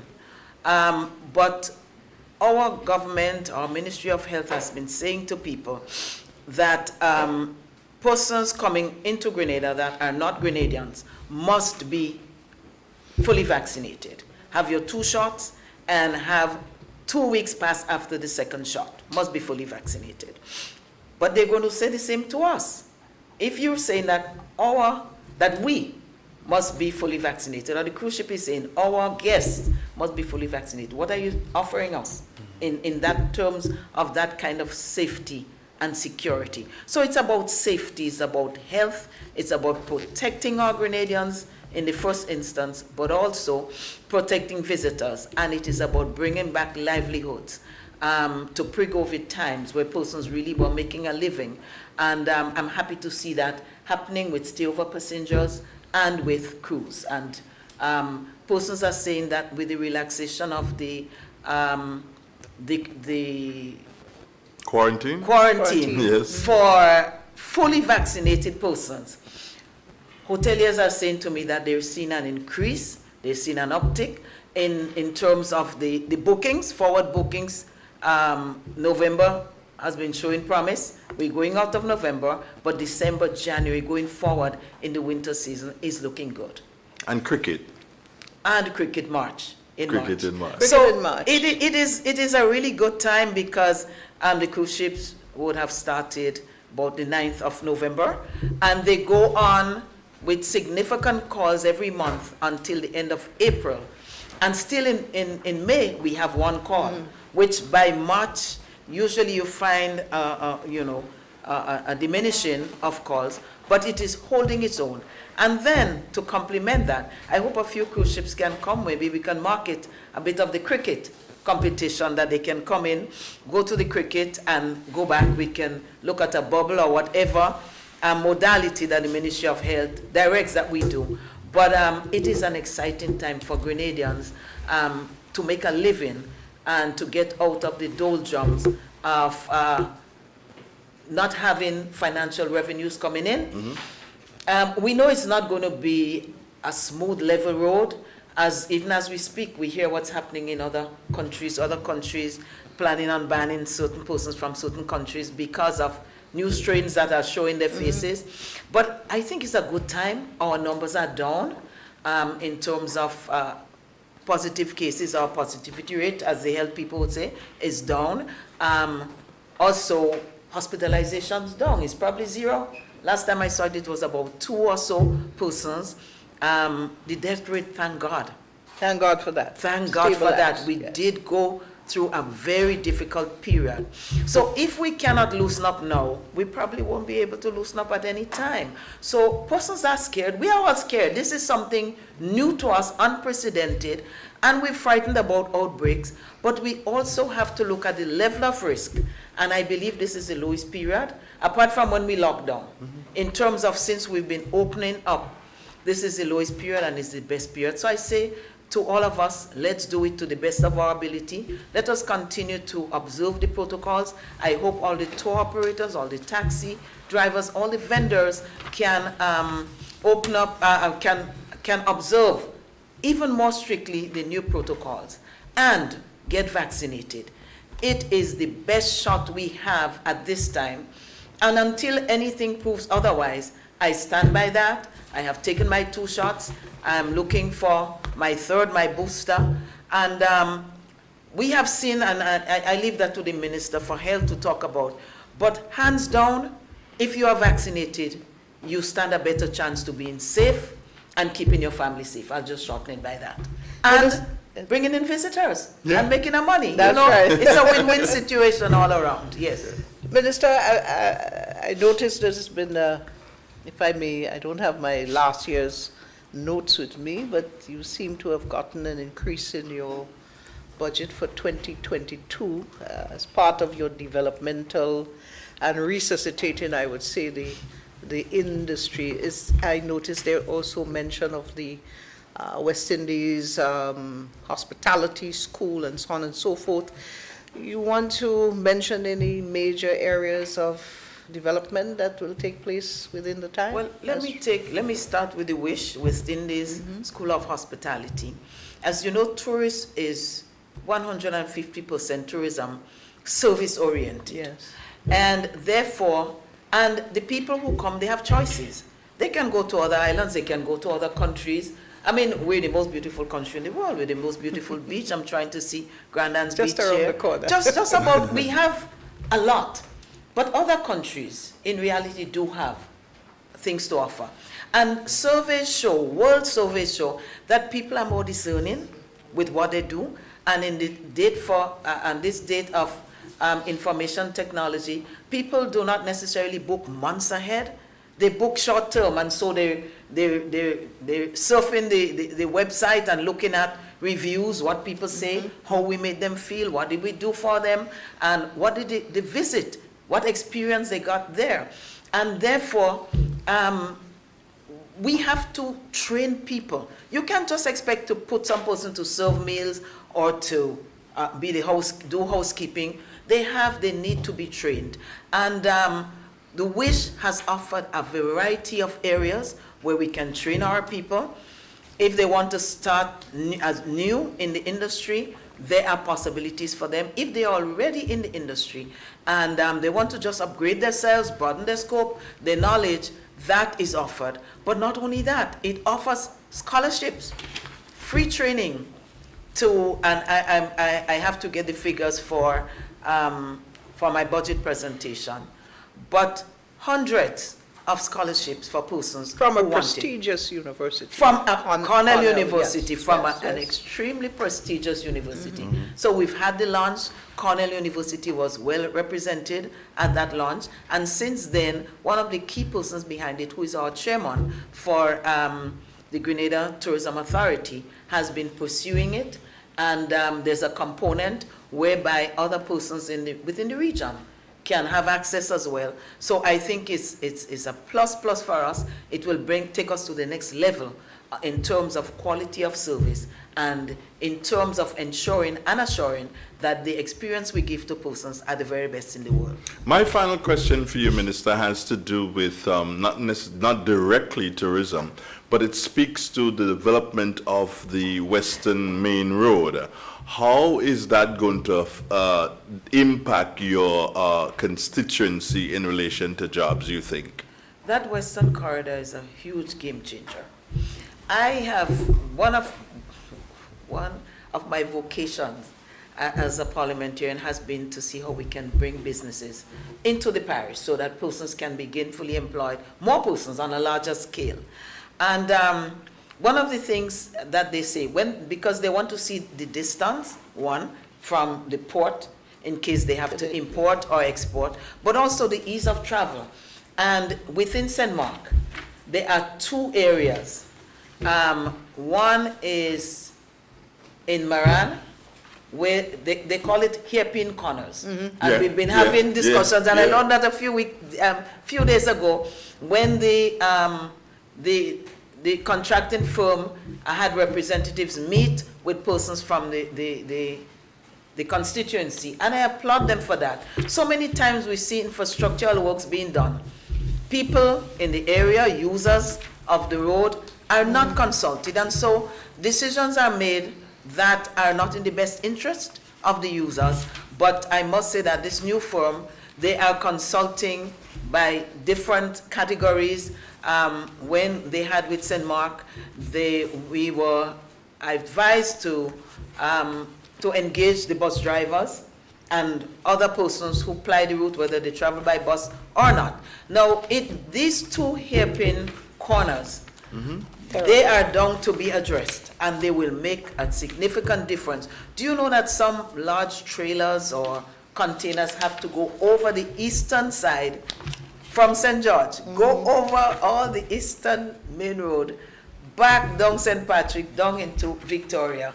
because of that difficulty. So it's going to be a huge game changer for us, and businesses would be more minded to look at St. Mark as a potential area for development. I know that the government has looked favorably at maybe offering some more incentives for businesses wanting to develop in rural areas in general, not just for St. Mark, but in rural areas. And I know that this development, straightening out some corners, dealing with, we have a number of, how do you call it, guardrail areas that have been broken down and in need of that.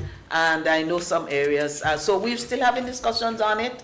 I'm asking questions as to exactly the details that are going to be done, because I expect at the end of the day, it will make a significant difference, not only to the persons of St. Mark, which are of paramount importance to me, but certainly users of that whole Western corridor. Minister, finally, we speak about the bubbles, especially as it relates to the cruise industry. I know recently you had a little challenge in the vendors market in Grandans. Give us a little understanding as to what this bubble is about, how it operates. Sure. Now, the vendors market is primarily for visitors, but there's a component where they sell craft and other things that persons can purchase and take away. And there's a component where they provide some food. So when the Ministry of Health, my dear colleague and his team, decided that persons who are fully vaccinated could eat in-house. Well, of course, you have to eat without masks. Right. And for persons who are not fully vaccinated, they purchase their food, but they have to do takeaway. That section was opened first. And I think there was a misunderstanding, because we said it was for fully vaccinated persons. And there was not need for any long discussions, because it was opening up something that previously had not been open for a period of time. Now, when it got to the craft vendors, we did have some challenges there, because, of course, they have not had any significant visitors to their facilities. And one of the things they said to us was, we don't have any tours coming in. When the cruise ship comes, there are no tours. So it's the odd visitor that wants to come in that would get, that we would get any kind of business from. And so that resonated with me for a while, and the chairman and I, we discussed it. But also, I remind again that we said that the cruise ships had said, and it was demanded by our Ministry of Health, that anyone who sets foot, that is not a Grenadian, sets foot on our beautiful shores, must be fully vaccinated. But there's reciprocity in agreements. So you say that, and they say, well, what are you offering us? We have to offer the same thing. And therefore, it is not to punish the unvaccinated, but to create an avenue for everyone to make the right choice, get vaccinated, and be able to do some business. We've had several meetings. We had a first meeting where there was a small turnout. I was there, the chairman was there, and other persons. And because of the small turnout, we had a second meeting where we spent lengthy times impressing upon them the importance of making the right choice for their business. Some said, well, let the fully vaccinated stay one side, we stay one side, and let the visitors know that this is how it is, and let them make a choice. But we have an agreement with the cruise ship, so we could not do that. I think gradually it is becoming clear to the vendors that we're not against them, that we're with them, we're for them, and that there are certain conditions that have to be met, and they have been meeting it. And, you know, out of all of this situation, negative impacts of COVID, there are new opportunities. And this is the word I want to leave, the idea I want to leave with our people. COVID has wreaked havoc with us, yes, but COVID is opening up a lot of opportunities for this country. I know when the Minister for Environment speaks, he will speak to some of the financing that are offered. There are opportunities for financing for small projects and so on. And these are being advertised. And I think one of our shortcomings is that we need in the country to educate people.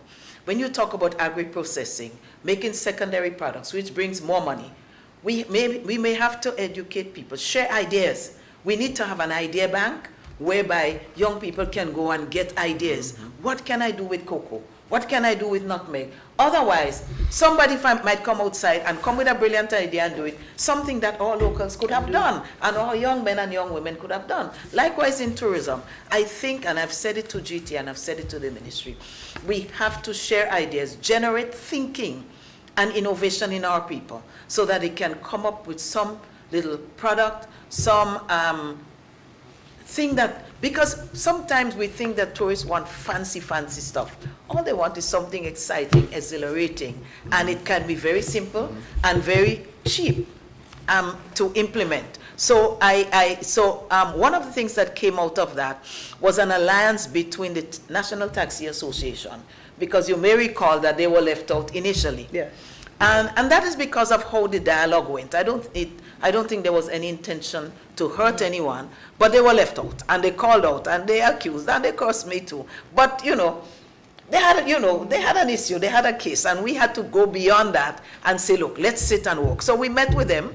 I called the National Taxi Association chairman, and I said, look, we need to talk. I am concerned because tourism is everybody's business, and we in the industry must demonstrate that it is. So we met, and we said, look, these people who are doing it, they are agents. You have to make yourself an agent. They have their bubble, they have their different tours where they go. Create your own tours. Grenada has enough beauty. We will work with you.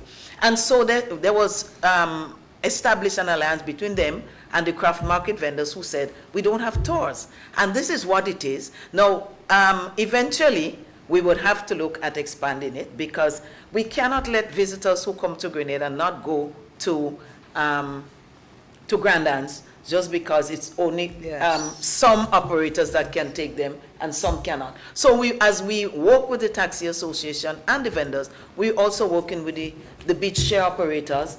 And of course, we're looking at opening out to every tour operator in this country, because I believe every visitor who comes needs an opportunity to see the most beautiful beach in the world. So things are ironing out. There are still some little hurdles here and there, but they get less and less. They get lower and lower, and I think the understanding is there. And I am just so happy that the whole issue of quarantine and the whole issue of vaccination is being sorted out. I think we've reached the 40,000 mark, but no, we need more. We need more. In order to have the impact we want and to have more freedom, because some of the cruise ships are asking for tourists to roam freely in Grand Anse. We don't have that level yet. If we want them, because all along the Grand Anse beach, there are other vendors. But we need to assure the people who are organizing these excursions to Grenada that our vendors are 90%, 100% vaccinated. And we also need that assurance. Health needs it. There are certain, we've done well with COVID, but there are certain things that other countries have, equipment and so on. And compliments, Minister, for the new equipment. I'm not even calling the names, but the new equipment, it will make a hell of a difference to our country. But, we have to be careful. We have to be cautious. And we cannot just allow people to do what they want, how they want it, when they want it, and put their lives, their families' lives, and this nation's life at risk. So health has a responsibility, and whatever they tell us, we do. Minister, I am of the firm belief that we need a one-on-one sit-down. There is so much that you can speak about in that industry that our viewers or nation need to hear about. And I challenge you to invite me to a one-on-one interview with you. I know I'm not generally part of the media, but certainly I would love to sit with you for a longer chat. When culture meets tourism. I would love to do that, and I have one final challenge. Tomorrow and maybe Sunday, I know the Ministry of Health always organizes opportunities for vaccination, and they work with Yeah. volunteer teams. We are organizing our volunteer teams for St. John's and Mark. We're not going to be left behind. We are going to be at the Victoria Basketball Court. We are going to be at Grove Anglican School. Come and get your first shot. A number we are about When does that be? 6,000. This Saturday and Tomorrow Sunday? starting. Both, no, we're doing it simultaneously. Okay. We have enough persons to do both. And the thing is, there are over 6,000 plus persons who have had their first shot. Those in the island-wide where there are opportunities, come and get your second shot. And those who have been hesitant, let us deal with hesitancy. Let us get educated. Come and get vaxxed. Don't ask me anything else. I want to end on that note. Let us get vaxxed. I wouldn't ask you anything else, but I would say to you that I love the hat. Thank you so much, Minister. Thank you, ladies, gentlemen, everyone. Have a blessed day. You too. Just to remind you, friends, that it is a Government Information Service production. Sherma Wells, Andrew Dahl, and of course the team here with us. We will be joined, and we've been joined shortly on the set by the Minister for Health, who is also the parliamentary representative for the constituency of South St. George. Is that what it is? That's correct. That is so correct. And he must be one of the ministers who's really and truly smiling, Sherma, because the Minister of Finance indicated that his frontline workers, I'm talking health here, they are due to get an additional month's salary, not next year, For Christmas. but next month for Christmas. Minister Steele, good day. That news must have been a wonderful thing for you this morning, sir. Before you get to the Minister, Andre, he came on with his mask. It is important for Yeah, let to know our that viewers we do know have our that masks, we so all we have a mask. I wouldn't be here with you otherwise. Yeah, I know. And we're fully vaccinated too. Yes, Good Right. day, indeed. good day to you both. And Yes. yes, Andre, it's indeed a pleasure. I mean, it's extremely emotional, but in a positive way. I've taken every possible opportunity whenever I spoke to the public to recognize our frontline workers, to say thank you, and to ask members of the public to do the same. And it really is good today to be part of a government that is able to also go one step further and give that recognition to those who most definitely are due that recognition. Improving service delivery in the healthcare sector. Speak to that. That's what we have been doing. Well, that is the never-ending journey of healthcare. Constant improvement, constant correction, constant fixing.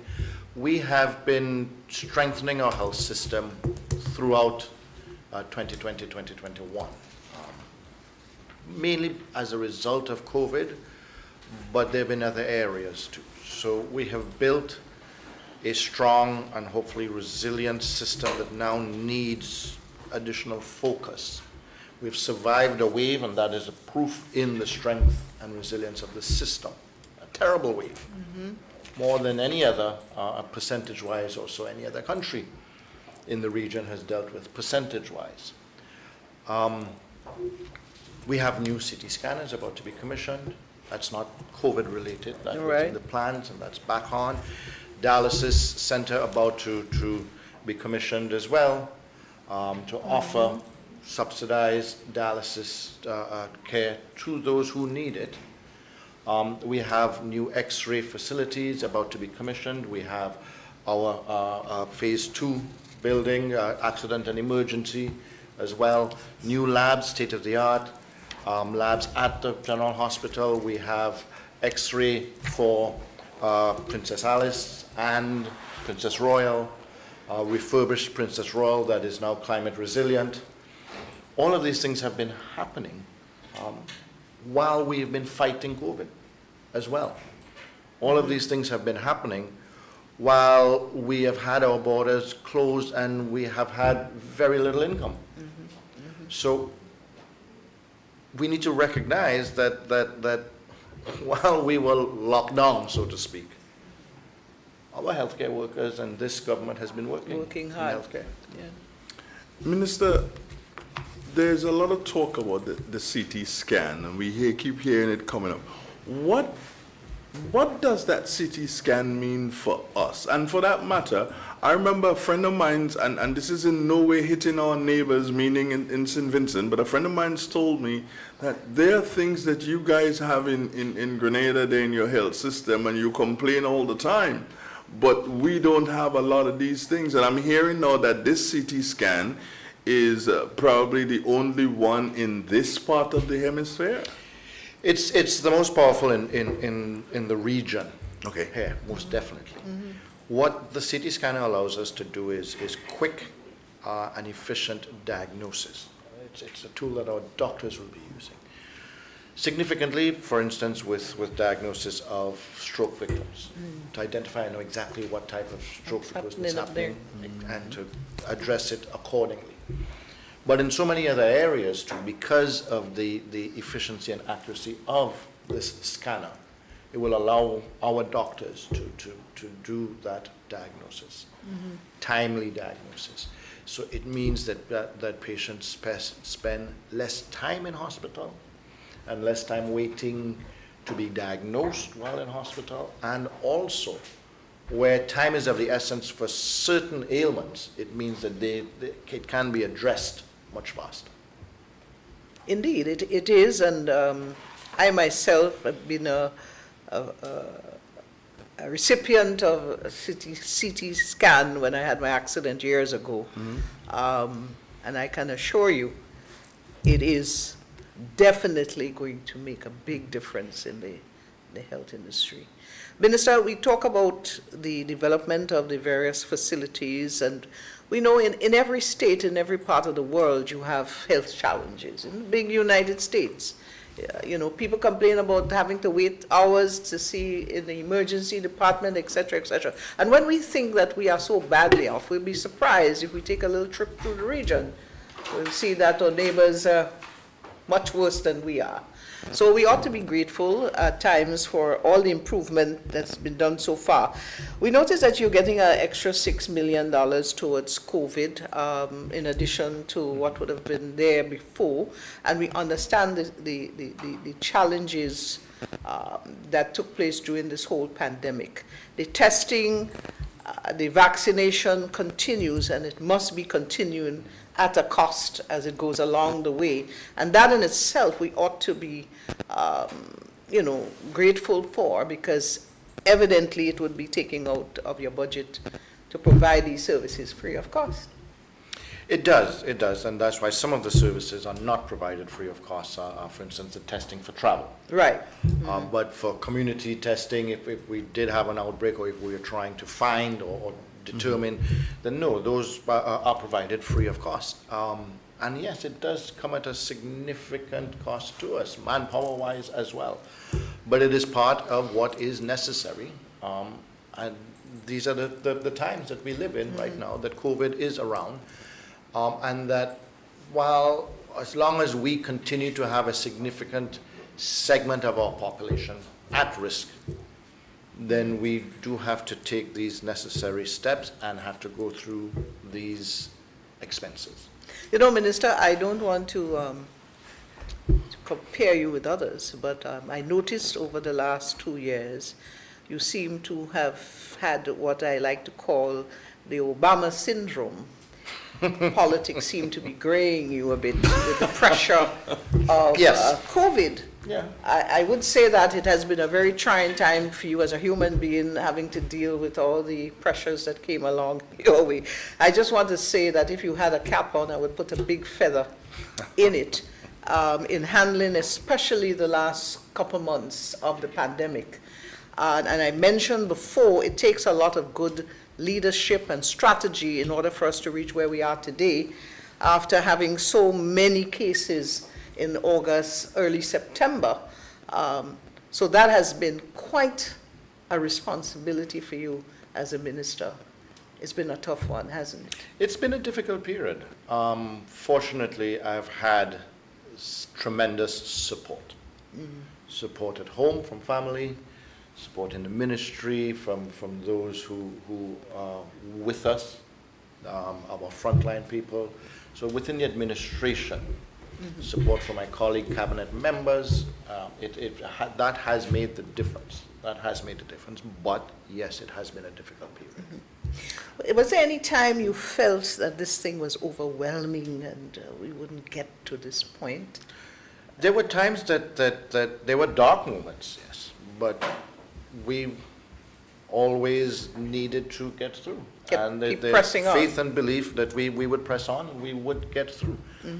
And one of the roles that I have to play is that person that has to lead from within and cannot give up. We cannot give up. We have to be realistic. We have to be pragmatists. But we cannot and will not give up, and that is why we are successful. Minister, you've given tourism that platform in which to operate right now, meaning the Ministry of Health. What are you thinking of the time you may be easing up so that the youngsters can go out and have their football competition, their basketball competitions and cricket competitions, because they do need parties. Well, I ain't talking the parties yet, but they do need an avenue so that they can, let off that energy. Are you thinking that? I think that's absolutely necessary. Yes, it's very important that we ensure that when there is easement, that we can breathe, that we can relieve the stress. So when the sun is shining, we need to make as much hay as possible. When we have movement periods, which is now, then we need to mash the gas. And really, some people say, well, you're doing things too fast or so. No, I believe that there are periods of low risk and that they will be followed. Today we're awaiting a meeting that's going on now at WHO with respect to a variant of concern. As a South African. From South Africa. But we have a period now where arguably we can say, let's breathe some, because there's a period of darkness coming shortly again. And we have to think about the holiday season as well and the possibilities as well. My final one for you here, Minister, and I did speak to Minister of Finance about it. You've received that 2.2 million increase in your allocation. Did you want more? Yes, there's always the desire for more, but we're a team, and health has been given quite a lot of resources from the limited resources that we have as a country over the last year, and we have used that to strengthen our systems. So now it is just to maintain that, and it is now to focus on what is our greatest strength and also our area that needs to improve the most, which is our people within the healthcare system. And that is an addition to the 97.1. Correct. So it's to support right now. If I had to ask for more, and yes, to be a health minister, you always want more budget, it would be to strengthen our people, our HR within health systems. It would not be to build more or buy more equipment, and hopefully not more COVID tests, but more doctors and nurses, and to give our doctors and nurses more recognition, more support, etc. I want to give you the opportunity to make that clarion call. I know you have had on several occasions in the past, but in this prestigious moment where we're talking budget and we're looking at the future, 2022, to make that appeal once again to our people about vaccination and the key and important role it will play in us being resilient, as we spoke about earlier on, and growing our economy going forward. Well, Sharma, I think I heard it said by another colleague health minister, and I think it is appropriate that yes, vaccination is a choice, and we respect that choice, but basically vaccination is a necessity now in certain high-risk areas. And we as a people need to decide which slot we are going to find ourselves in late or the next quarter of 2022, first quarter of 2022. And I think it is inevitable that it's one of three places each of us will be. In the group that's vaccinated, in the group that's dead, or in the group that's recovered and suffering from long COVID. And you choose.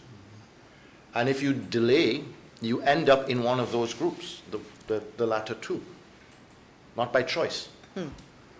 But you can choose to be in the first group of vaccinated and this group that survives. So the choice is each and every one's to do so.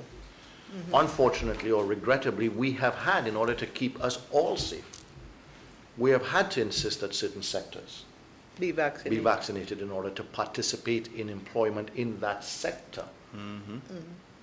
But the choice is still yours. And I do hope each and every Grenadian makes the choice that they're not in the group that's dead or the group that's recovered and suffering. And there is that group. Yes. Although some may not know it, if you get COVID and you're not vaccinated and you survive, the likelihood of you having residue issues is high. Very high. Yes. Minister, I take this opportunity to thank you so very much for being a part of this Government Information Service production. And here is hoping that you have a wonderful rest of Friday. And looking forward, when are you going to be speaking, Monday or Tuesday? Monday or Tuesday, actually. Monday or We're Tuesday. sorting out. But indeed a pleasure. It's a proud moment, I think, this budget, having come through what we've been through, just simply to be able to put such a budget forward Indeed. is something that we need to recognize that we've accomplished together and is worthy of recognition. So I just want to thank the team, and the team is Team Grenada. Team Grenada. We all got ourselves to where we are now. And also to say, Andre, that it's good to have you down this side, that we can actually do a face-to-face. Always look forward to being on your program. I say when we have nothing, to- Minister. we I have to say come to nothing. our house now, the people's house. Thank you, and thank you. Thank you, Minister Thank you. Steele. It's always a pleasure chatting with you. Yeah. Well, we heard from the Minister of Health, and he has been in the spotlight for the last 2 years with the whole COVID, and especially the period of the pandemic. And Andre, it is important that we press upon our people to use that word resilience, as the Minister described it, as, which is part of the theme of the budget, protecting lives, safeguarding livelihoods, and investing for growth and resilience.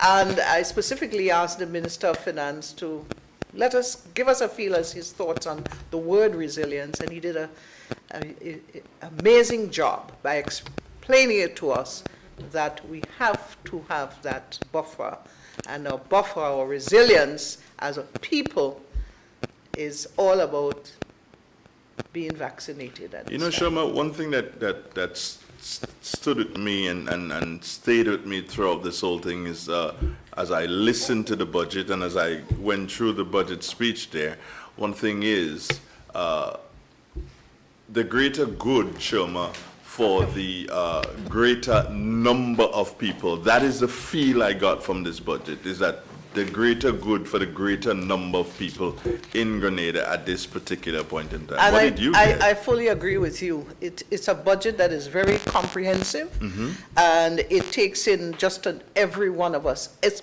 particularly when you look at the aspect of the gas and the electricity and the various stimulus packages that are there.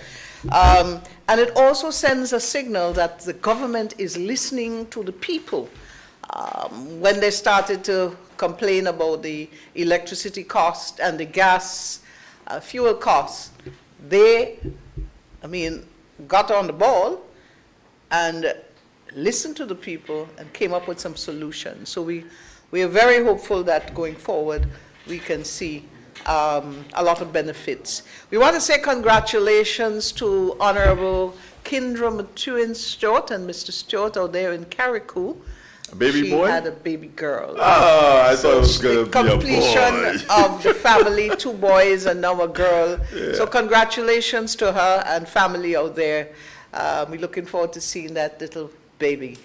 And of course, Andre, on that note, we say adieu to our viewers all over the world and also here in Grenada. It's been a long day today for us, but the discussions were very much pertinent at this time. We spoke to the Prime Minister, we spoke to the Minister of Finance himself, Honorable Gert Bowen, Caris Modest, the Minister of Tourism. Tourism is very much on the front burner these days. The cruise ships are coming in. There's some 200 expected between now and May. And most definitely the Minister of Health as we deal with COVID in living among us at this time. So on behalf of the entire GIS team and my co-host Andre, any final thing you want to say? I love you. I love you too. We bid you adieu and do enjoy the rest of your day. The budget discussions, debate will continue going forward. So we say goodbye to you from Parliament House in St. George's.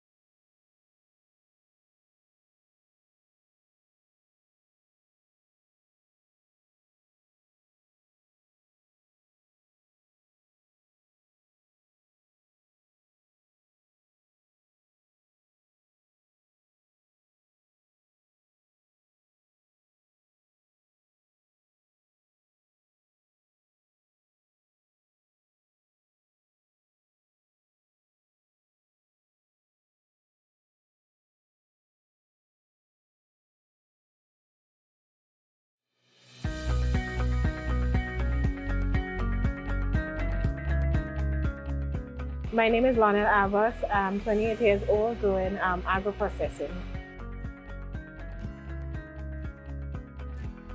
Well, before the training, I was basically unemployed, and then I got the opportunity to pursue the course. I decided to do it, and so far it has been very interesting. Prior to starting the training, I was expecting to learn to do basic little things like making things like jams and jellies, juices, and so forth. In being in this training with Renegade Distillery has been very interesting, especially learning the way that agro-processing has evolved in terms of technology and so forth. As you know, Renegade Rum deals with rum production and so forth. We've learned so many things in terms of a different way actually of manufacturing rum. I'm excited to do more. I've always dreamt of having my own small business one day. And I believe that agro-processing has opened that road for me. My name is Lonel Albert and I am a SIRE beneficiary.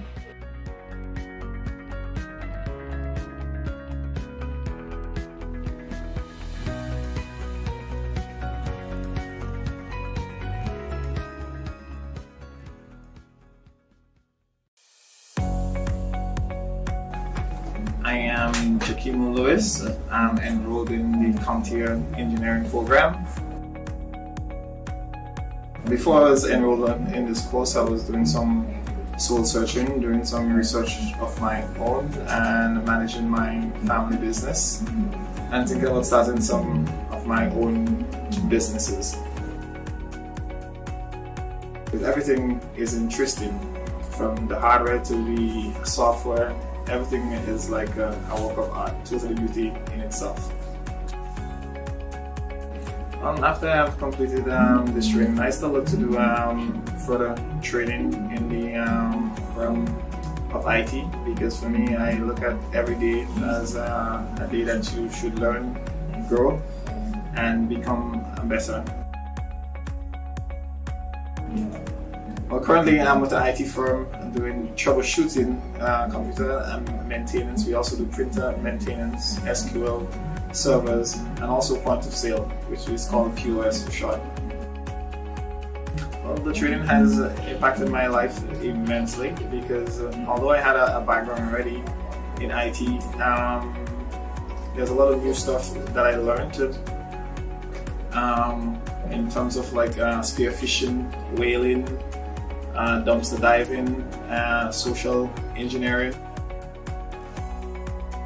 I am Jaquimo, and I am a SIRE beneficiary.